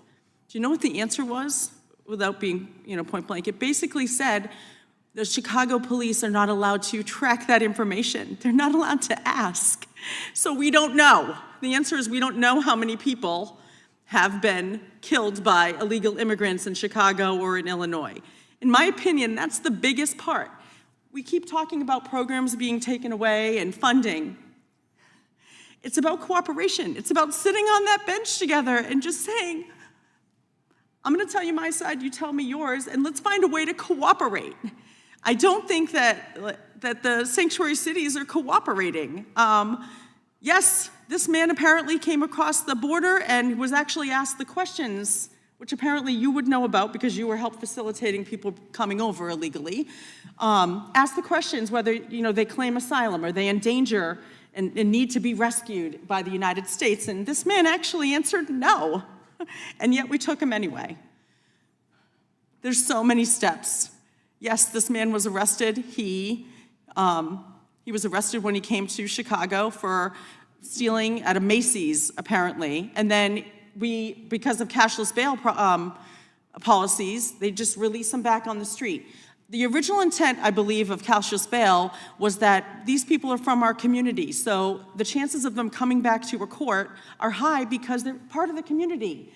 That doesn't apply to illegal immigrants. This man didn't have an address. The fact that he was even released on his own recognizance, how do we know this man's not even using a different name?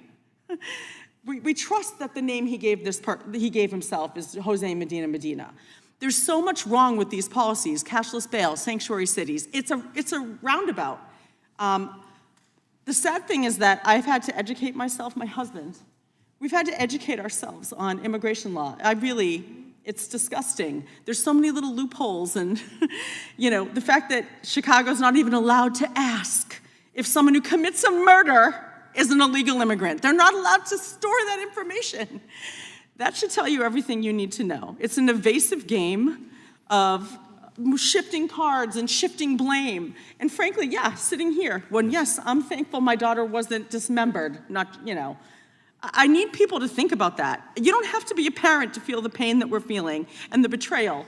One of the things that happened, I'm sorry I've done this, but one of the things that happened is we're in Chicago getting ready to claim my daughter's body, and the mayor there is naming a truck Abolish ICE, standing and laughing and joking, while my daughter was just murdered there. Like, what? Thank you. Thank you, Ms. Gorman. Gentleman's time has expired. I yield back, Mr. Chairman. Mr. Knott. Sorry about that. No. Ms. Gorman, Mr. Abraham, thank you for your testimony today. Sheriff, thank you for your service. Ms. Pierce, thank you for being here. I say this often as the father of two precious girls. I can't imagine being in your chair, and I'm sorry because, again, we have not only a refusal to apologize for the policies, but we're trying to bake in the lie that these crimes were unavoidable. I mean, that's the lie that no one will talk about. Both of these crimes were avoidable. They should never have happened. And unfortunately for my colleagues on the other side, had President Trump been in office from 2000 through 2024, both of your daughters would be alive. That's the elephant in the room here. That is the absolute elephant in the room. I mean, the idea that these crimes are unavoidable is one of the biggest lies that I can't really tolerate anymore. I really can't. I mean, look at Jose Medina, apprehended by the Border Patrol on May 9th, 2023. He told immigration officials he did not have any fear of harm or death. He was marked by Border Patrol as someone who was likely to abscond. He asked to be deported to Colombia. He could not provide any point of contact inside the United States. But the Democrats behind Biden and Harris programmatically ushered him into the country, paying for his health care, his food, his clothing. And my colleagues here today on the other side will not say it was avoidable. He was arrested for theft. He did not show up to court. 2 crimes. Not a conviction. This is very important. It was not a conviction. 2 crimes. They say we don't deport anybody unless they have a conviction. Well, it's very hard to convict someone when you don't prosecute them. He then murdered a precious American child, a young lady, for doing nothing more than looking at the Northern Lights. Again, it's the biggest lie that's being told in Congress is that these crimes are unavoidable. You know, the second case, Mr. Abraham's daughter. You said that Mr. Bull was deported once before. Do you know what he was deported for? I don't know why. I can't get that information from Illinois, but he was using You can't aliens. get it. You can't get it from Illinois. No, I wonder why. I can't get anything Yeah. from Illinois. But he was also using aliases. He wasn't.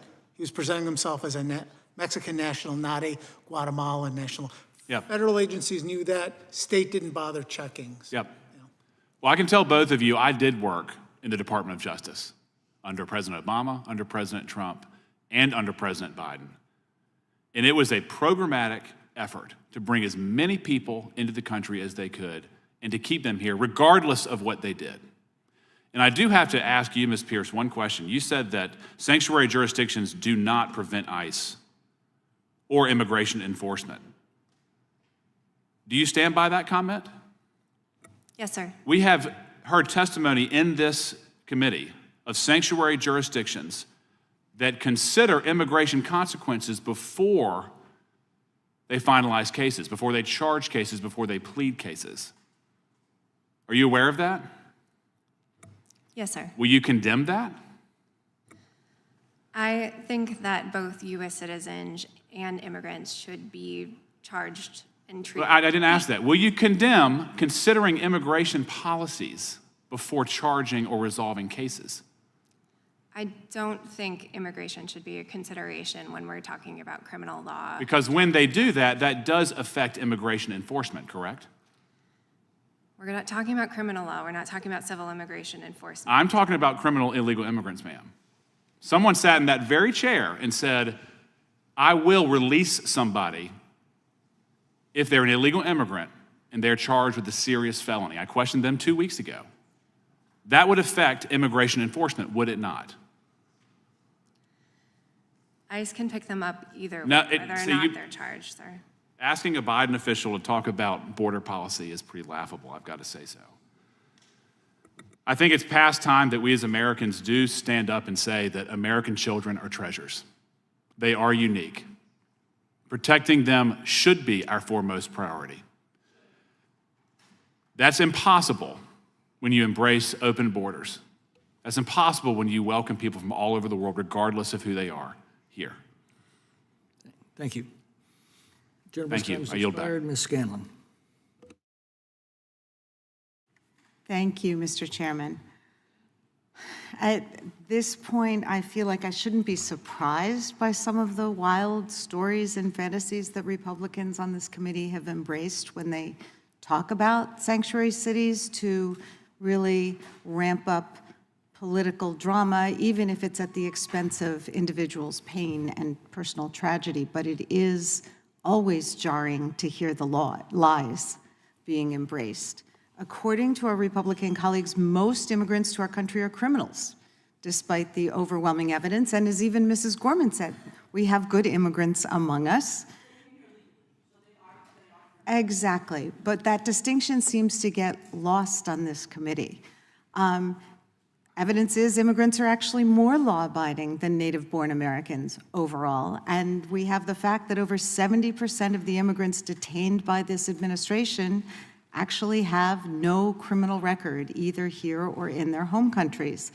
According to our Republican colleagues, sanctuary policies block ICE from doing its job. According to our Republican colleagues, elected officials in cities with so-called sanctuary jurisdictions are scheming to protect immigrant criminals at the expense of their own constituents, or they're not prosecuting immigrants who commit crimes. How could any of that actually be possible? No one would agree to elect officials who deliberately make their own communities less safe, and no one would agree to live in such places.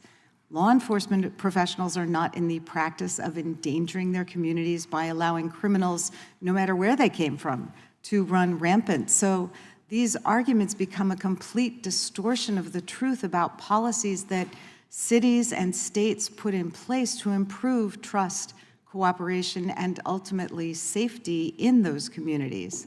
And here's the reality.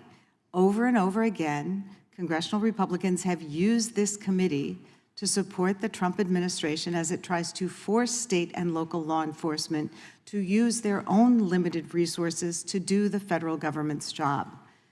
Even though they've sent almost $250 billion to DHS and ICE to support this administration's chaotic, out of control, mass deportation agenda that both doesn't go after the worst of the worst and has actively harmed, endangered, and even killed innocent people, including American citizens. And in doing so, our colleagues have supported the defunding of law enforcement by blocking resources for local police and diverting resources at the federal level for fighting child trafficking, terrorism, drug trafficking, corporate overreach, fraud, and more. So, Ms. Pierce, we've heard a lot of rhetoric about so-called sanctuary jurisdictions, but I think it's pretty well established now that there isn't even a single definition for that term. Can you describe for us what sanctuary policies actually do, what their purpose is, where they have been adopted, and what effect do they have? Thank you. So jurisdictions adopt sanctuary policies or policies in which they limit the amount that they cooperate with civil immigration enforcement in order to protect their own resources, to protect their criminal and civil liability, in order to protect their communities and the trust that they have established with their local communities. Those policies limit how much they lend their resources to ICE to do civil immigration enforcement. So I'm just trying to make plain or understandable how sanctuary policies protect local resources. So how does that work? How does going the extra yard, well, first of all, are there any jurisdictions in the country that you're aware of that actually violate federal law with respect to cooperating with ICE where it's required by law? Not that I'm aware of, no. Okay, not that I'm aware of either. But there's this middle ground where ICE would like local jurisdictions to take extra steps to detain people longer on the local dime or to take other actions that actually cost our city and states money. Can you talk about that a little bit? Yeah, absolutely. So an ICE detainer, for example, requesting that a local jurisdiction hold someone beyond the time that they would be in criminal custody, that takes up jail space as well as personnel time, and then it also subjects that local jurisdiction to legal liability, for which they can be charged hundreds of millions of dollars in liabilities or in civil settlements. So that legal liability is if, for example, ICE wants someone detained who shouldn't be detained? If ICE fails to establish probable cause or another legal authority to hold someone beyond the time that they would be in criminal custody, yes, that local jurisdiction holds the legal liability for holding that individual beyond their time in custody. Gentlelady's time has expired. Mr. Fry. Thank you. I yield back. Thank you, Mr. Chairman. Really appreciate the witnesses, Ms. Gorman, Mr. Abraham, y'all being here today, sharing that. It's incredibly brave. It's not it's not an easy thing to do. So I appreciate you being here and talking about your children, talking about the failures of the system and what would have resulted if we had actually done our job, if the government had done its job. Ms. Pierce, the ranking member of this subcommittee has sponsored legislation in the past to abolish ICE. Do you believe that we should abolish ICE? No, sir. Do you, so when people call ICE slave camps or the Gestapo, do you believe that that is an accurate reflection of ICE? I think there are a lot of problems with the current approach to immigration enforcement, but no, I would not use those words. Why do you think, as the Democrat witness here today, which is that you would disagree with the ranking member of the subcommittee and other members of this committee and this Congress that want to abolish ICE, why do you think that we should not abolish ICE?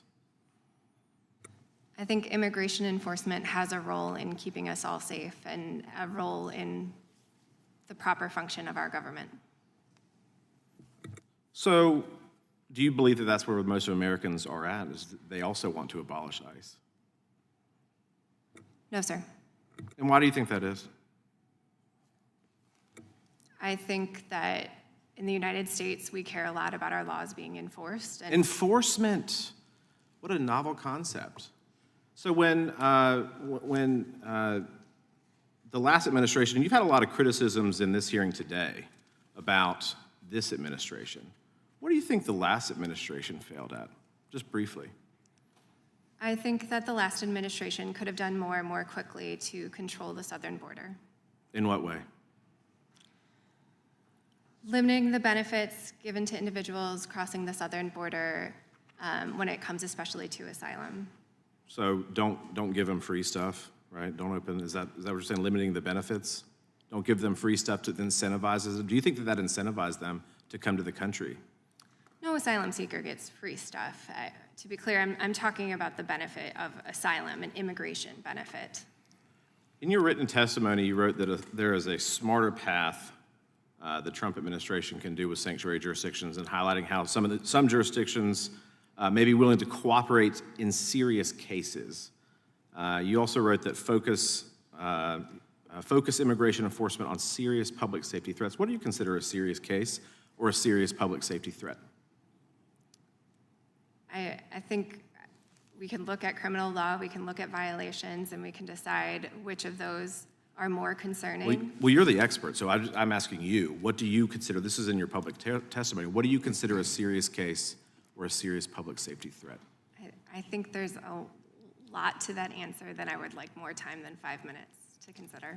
Well, like what? Like what is it, like a felony? Would a felony be considered a serious case? Absolutely. So like a DUI, would that be considered a serious case? I think it depends on the circumstances. A DUI is an extremely serious violation. What about in the case of Mr. Abraham's daughter, the DUI, prior charge or conviction, would that be considered a serious case? I think a DUI is a significant violation of our laws. What about shoplifting? Again, it's a significant violation of our laws. Now, shoplifting is, I guess, a misdemeanor. Would that be, but would you still consider shoplifting a serious case? In my testimony, I talked about how this administration should work with local jurisdictions to decide with them what are serious cases. Where are those jurisdictions willing to lend local resources to help ICE do its job? And that those conversations would be more fruitful than this administration's approach, which is instead to name and shame jurisdictions that it sees as not cooperating. I think the question is like what you consider a serious case. So in the case of DUI or shoplifting, as in Ms. Gorman, those would be considered serious cases, and I'm glad you actually do that. I'm glad you disagree with the ranking member. Ms. Gorman, did you watch any of President Trump's State of the Union speech? Did you watch any of President Trump's State of the Union speech? When the president asked, I'm going to paraphrase loosely, that it is the duty of public servants in Congress to protect the safety and security of American citizens. Do you remember that moment? Yes. What happened in that moment? What happened in that moment? Did anyone stand? I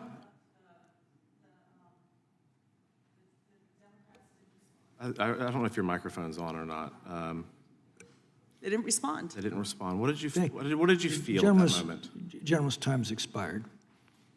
Could she answer? What I feel, I felt outrage. Outrage that our politicians who we choose don't choose us in return. That's how I felt. And I feel outraged that this guy, who, yeah, he might have only committed a misdemeanor, but he murdered my daughter. He was on the streets to murder my daughter, 100% preventable. He could have been scooped up twice, and he wasn't. He was allowed to murder my daughter. Should have never been here. Thank you, Mr. Chairman. I yield back. Thank you. Mr. Hunt.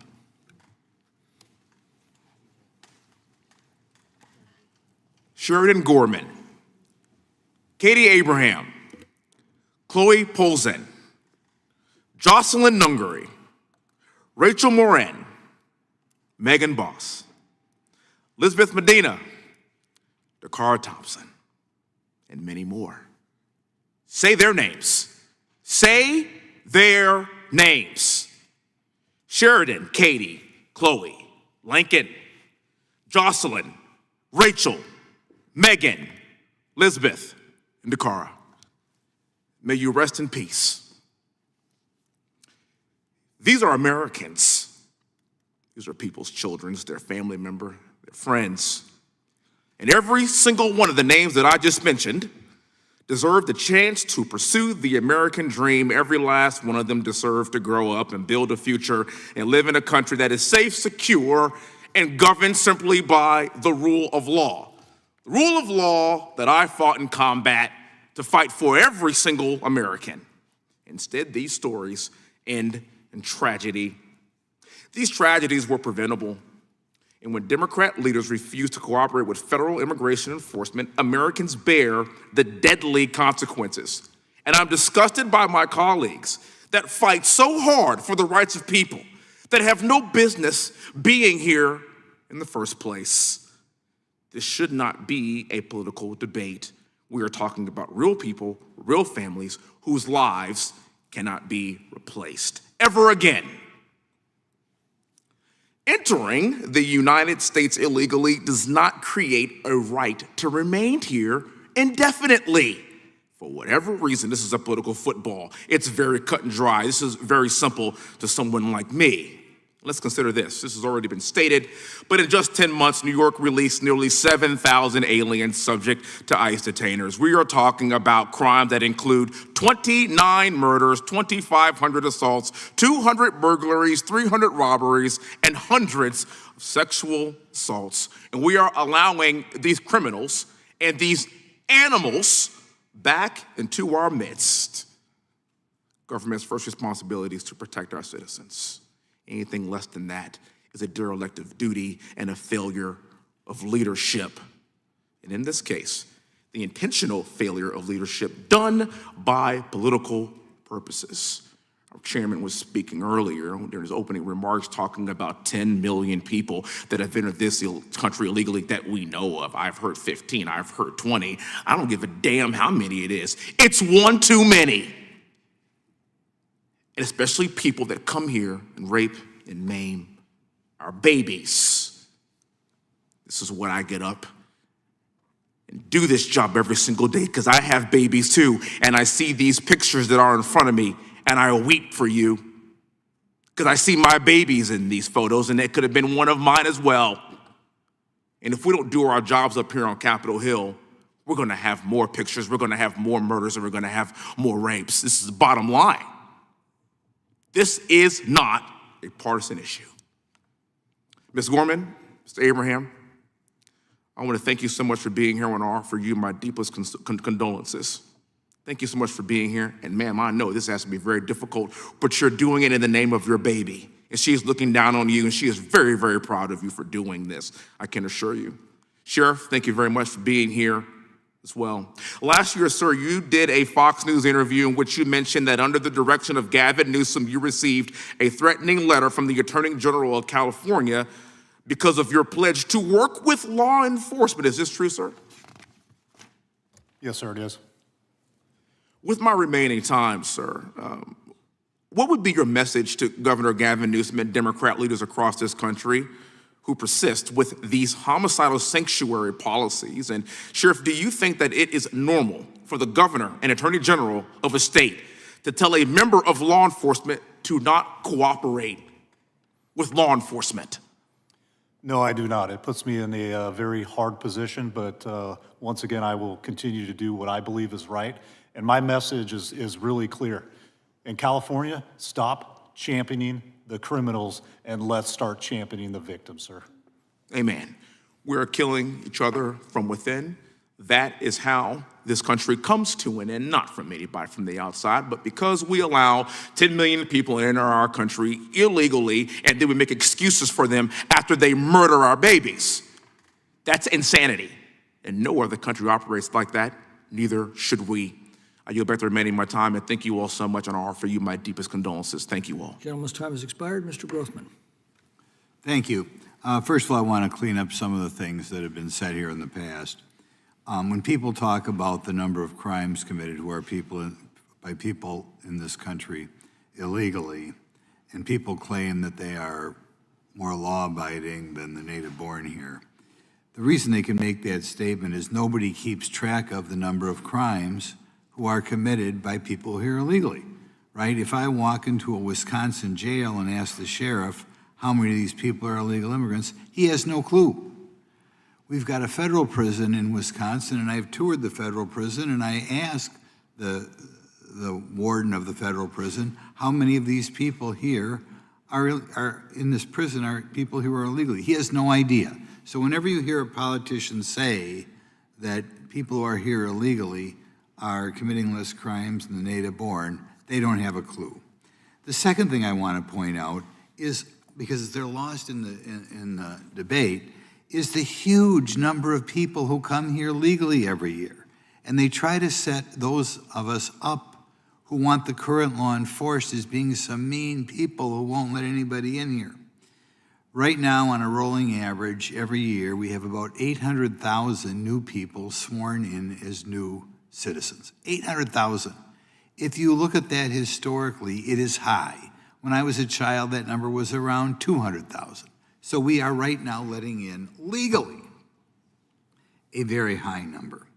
Right now in this country, 1/6 of the people are foreign-born. We have never had so many people in our country foreign-born as we do now. That is more than even in the late 1800s when we had all the immigration from Eastern Europe and Germany and what have you. But for whatever reason, they don't talk about that. Now, if we do believe in immigration laws, we should remove the people who tried to sneak in here illegally. That, to me, is also obvious.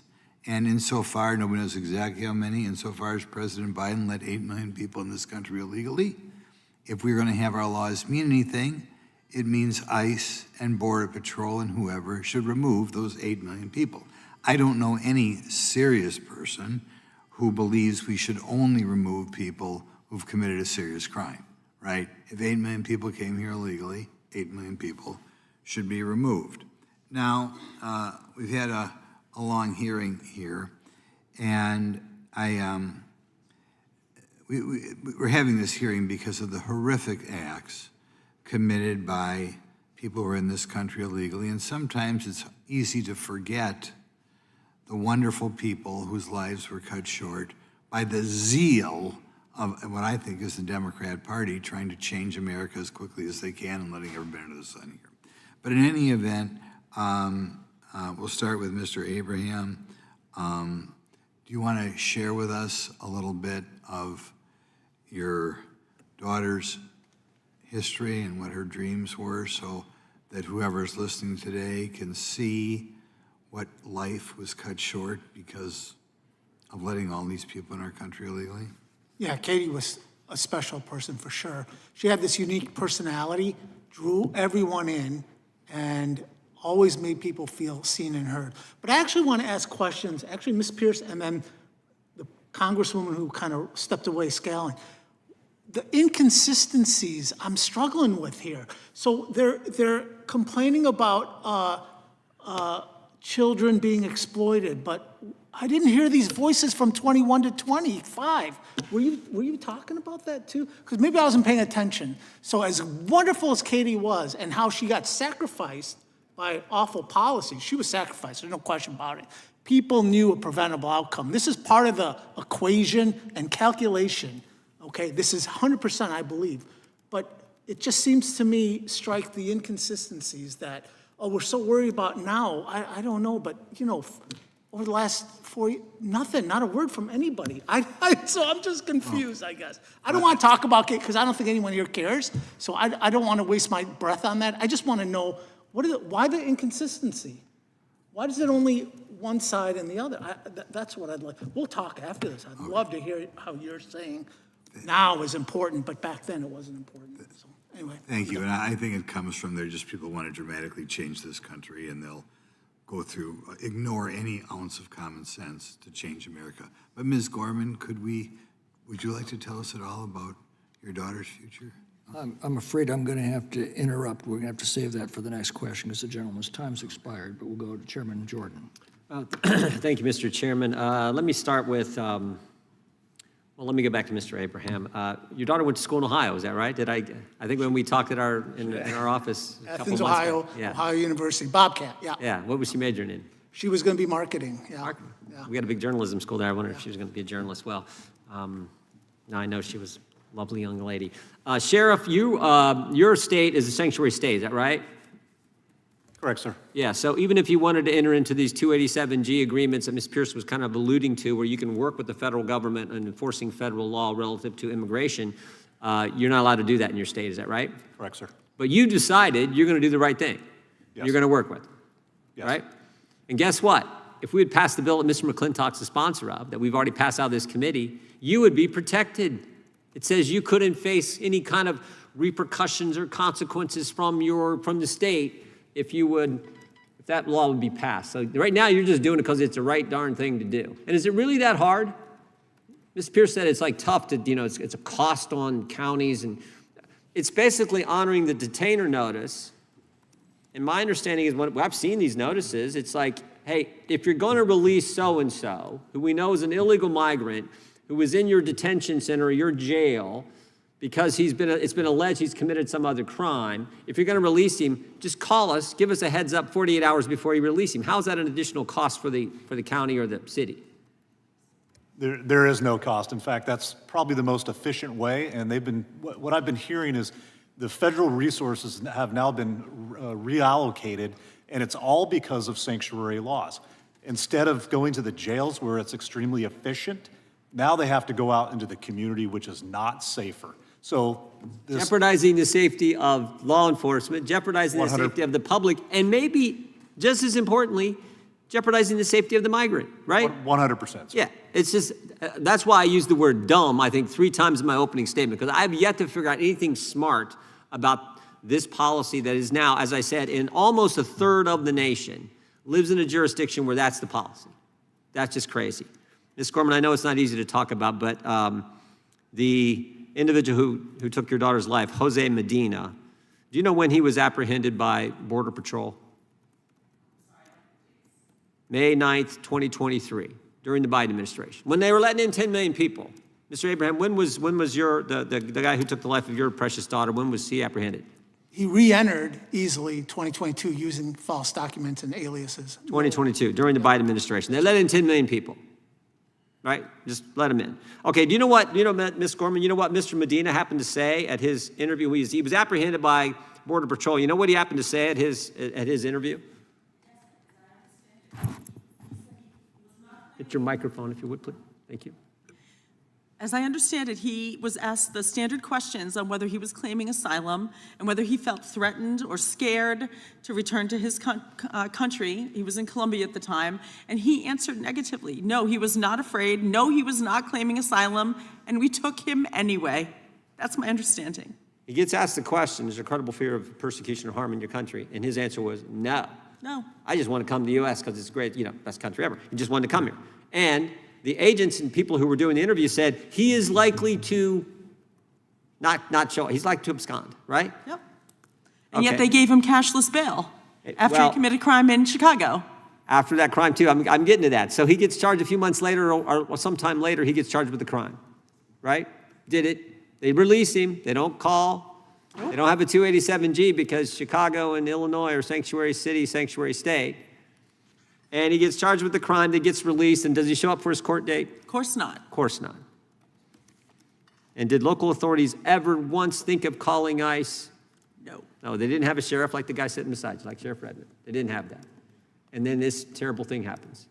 And that's what we're trying to change. Yeah. And I don't think, to me, I don't get it either, because it sure doesn't seem that hard to me. It seems like... Common sense. There you said it. Common sense. And I actually think, I'm going to get real political here, but I actually think this midterm election is really, I said this in an interview the other day. You could summarize it in 2 sentences. They're crazy, we're not, right? Because this policy is crazy. And it is crazy versus common sense, as the president said. This is the most common sense thing. Just work, let the sheriff work with you. He wants to work with you in California, let him do it. Not be maybe violating the law for doing the common sense thing, for goodness sake. So I wanted to again thank you all for coming. Would the gentleman yield? I will yield the 4 seconds to the right. I want to say I agree with you. Well, God one bless side you. is crazy, one doesn't. You figured it out on your way out the door, Mr. Nadler. That is great to know. The only question is which way. All right, I yield back. I want to do this again, if I could, Mr. Chairman. I want to thank the chairman of this subcommittee. He is the sponsor of the bill that fixes it. He has been working on this issue and so many others that are common sense things we need to do to make it work. Hate to interrupt the chairman, but his time, especially on that subject, but his time has expired. Mr. Onder. Thank you, Mr. Chairman. Thank you to all the witnesses for being here today. It is utterly devastating to think of the damage that has been done in America's largest cities today because of the embrace of sanctuary city policies. Mrs. Gorman, Mr. Abraham, I am so deeply sorry for the loss of your daughters. I commend you for your courage in being here today and bearing witness to the insanity, the almost sadistic cruelty represented by the politically and ideologically driven sanctuary policies of these jurisdictions that 1/3 of Americans are forced to live in today. Thank you. Thank you for being here. Sanctuary policies create a safe haven for criminal illegal aliens. They embolden repeat offenders, and they make our communities less safe. Americans all over the country are subject to senseless violence. And when state governments like Illinois refuse to honor ICE detainers and criminal illegal aliens are released into the public without repercussions, there are consequences. For example, even after the horrific sexual assault of a 3-year-old girl by an illegal alien whose ICE detainer was ignored by the Chicago Police Department, the Chicago PD's only response was, quote, they remain committed to protecting all Chicago residents regardless of their immigration status. Tell me that the governing class in Chicago cares about Americans. They're putting illegal aliens first and American citizens last. You know, in Missouri in 2008, we had the foresight to ban sanctuary cities. Actually, we passed a piece of legislation called House Bill 1549. It was my bill. It was at the time probably the strongest state law in the country to fight illegal immigration. And we banned sanctuary cities. And you know, we have a lot of crazy left Democrat politicians in St. Louis, Columbia, Kansas City, Springfield, and Missouri. But we don't have any sanctuary cities because of our foresight to get ahead of this. Back when folks said, you're just being an alarmist, you're racist, you're xenophobic. But actually, I'm happy to say quite a few of my Democrat colleagues back then joined me in supporting that bill because it just represented common sense. We cannot treat our immigration laws with the kind of contempt that we're seeing out of sanctuary jurisdictions in this country today. Just wanted to ask you, Mrs. Gorman, if you have an opinion on this, what policy changes do you hope to see so that other families aren't subjected to the pain and the misery that you have been? I really am not educated on the specific policies. I've been reading a lot about them. Obviously, the sanctuary policies that they have combined with cashless bail, combined with failure to follow actual federal law that's already in place. I don't know that there really needs to be much that's changed. Yeah. As long as you follow the federal law, then Yeah, you're not a lawyer, you're not a criminologist, you're not a subject matter expert, but this if is they had just, followed the federal law, my daughter would be sitting next to me right Yeah. now. And I'd be on a beach somewhere, not sitting here. and if any of my Democrat colleagues have troubles with that law, there's a place you can go, it's called a legislature, specifically Congress, where you can change laws that have been on the books since at least 1965. You can change those laws. But no, instead, we're going to take it upon ourselves in our sanctuary jurisdictions to be like John C. Calhoun. We're just going to nullify federal law. We're just not going to cooperate with law enforcement. Mr. Abraham, what are your thoughts? So, yeah, I agree. Number one, you can't nullify federal law and then have no process to fill the vacuum. Yes. You want 10 million illegals, apparently, or whatever it is, or just 10 million immigrants, do it the proper way. Do it the way my parents did, Yeah. right? I learned on their knee, right? Yes. But what happened in the prior administration? That crazy, unprecedented recklessness, and now you're objecting to correcting some of the past? Absolutely Is just so dishonest. Absolutely I'm not right. even sure what to say with that. I do want to echo the sentiments of my colleague, Representative Grothman. The United States of America has nothing to apologize for regarding our immigration policies. We let millions of legal foreigners into our country. We give some of them green cards. We naturalize some of them who do it legally.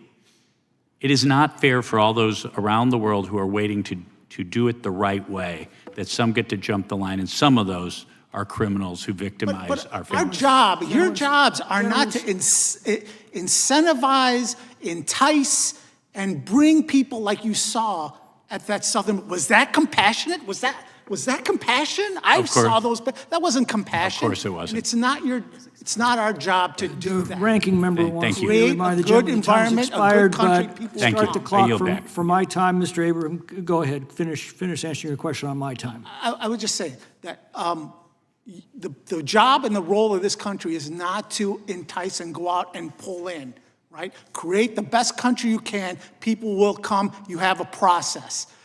They say about, well, citizens create more crime than illegal immigrants. Even if this is true, It's not. as human nature, then you ought to assume a similar type of percentage will create havoc here. So filter them out. And Mr. Abraham, by the way, that's not true. I agree, it's not true. I'm just saying. We have had a lot of testimony to that extent. I agree, it's distorted. We're not allowed to know that illegal information alien and track it. population commits crimes at a higher rate than the general population. We see that in the SCAFE numbers, for example. One way they hide these numbers is by simply refusing to report illegal alien crimes. Exactly. But, Illinois doesn't Illinois will never figure out. I do need to set the record straight on claims we heard from Ms. Pierce and Ms. Scanlon. The fact is, of the aliens arrested by ICE during President Trump's first year of the second term, 70% had a conviction or pending criminal charges. That doesn't include the number of aliens who have criminal histories in their home countries, but not in the U.S., or aliens without criminal histories, but who are gang members or terrorists. That's one of the games they play. And I would like to ask unanimous consent to enter into the record an article entitled 7 in 10 ICE arrests under Trump have criminal histories from the Washington Examiner, December 26, 2025, without objection. Sheriff Redmond, we hear several arguments from the Democrats in defense of so-called sanctuary laws. First one you've already addressed, the question of resources. But let me ask you another question in that respect. What's more taxing to local law enforcement, turning an illegal alien over to ICE while they're in your custody, or having ICE have to send squads into the community to arrest that same alien because you're forbidden under sanctuary laws from reporting that alien to ICE? Thank you, Mr. Chairman. So obviously sending in ICE into my community poses some significant issues and problems when we're not allowed to cooperate and be there. There's interoperability issues, the fact that we know our community, we know the players, we know the neighborhood, and if something goes down, then we're not involved. That is not safe for my community. The locals should be involved. Without those sanctuary laws, you could turn that individual who's already safely in custody over to ICE without any of those problems, correct? Correct, absolutely, with those low-level offenses. And yet the Democrats keep telling us about the terrible consequences of having to send ICE squads to arrest illegal aliens who could have been turned over while in custody, but under their laws, law enforcement was forbidden from doing so. Another argument we hear is that honoring ICE detainers would discourage illegal aliens from reporting crimes. What's your response? My response is I met with our local migrants in my community. We are a rural county with a huge winery. They had a litany of questions for me. I sat down and talked to their representative, and after our conversation, they want to feel safe. They want to be safe. They do trust law enforcement. They do not want criminals because these migrants. In fact, they're the first victims of these criminal illegal aliens that the Democrats are requiring be allowed back into our communities. Is that not the case? Correct. The illegals will prey on their own people because they know that they don't want to say anything. Another one is that, well, a federal judicial warrant should be required, but how do you obtain a federal judicial warrant for a state crime or for a civil deportation? You can't. We've already had testimony on that from other witnesses as well. You can't. That's another one of the games they play. They know that. They use that as an excuse not to enforce the law. Sheridan's murderer was in custody for shoplifting. Under SB 54, California's sanctuary law, is that considered a low-level crime that forbids you from honoring an ICE detainer? Shoplifting? Yes, sir.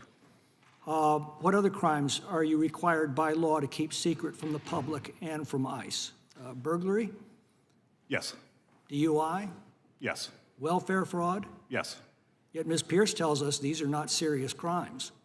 Another one of the games that they play. Could you just walk us through very quickly how you would honor an ICE detainer if you had the legal authority from the state of California to do so? You'd get a request from ICE to notify them when an illegal alien is about to be released from custody. Is that correct? That's correct. You get a written legal detainer request. Correct. What would you do in response to that request? So if we were able to contact ICE, we would immediately notify them and let them know You'd this pick up the person's. phone and call them and say, we're about to release this individual unless you want to come pick them up? Yes. Does that represent a serious drain on county resources? Not at all. We do it all the time. Is that worth the life of Sheridan Gorman or so many of the other angel families that we have here, or Katie Abraham? 100%. That's what they're saying, is it's not worth a phone call. Well, my time's expired. And that concludes today's hearing, I believe. Yes. I want to thank our witnesses for appearing before the subcommittee today. Without objection, all members will have 5 legislative days to submit additional written questions for the witnesses or additional materials for the record. And with that, and without objection, the hearing is adjourned.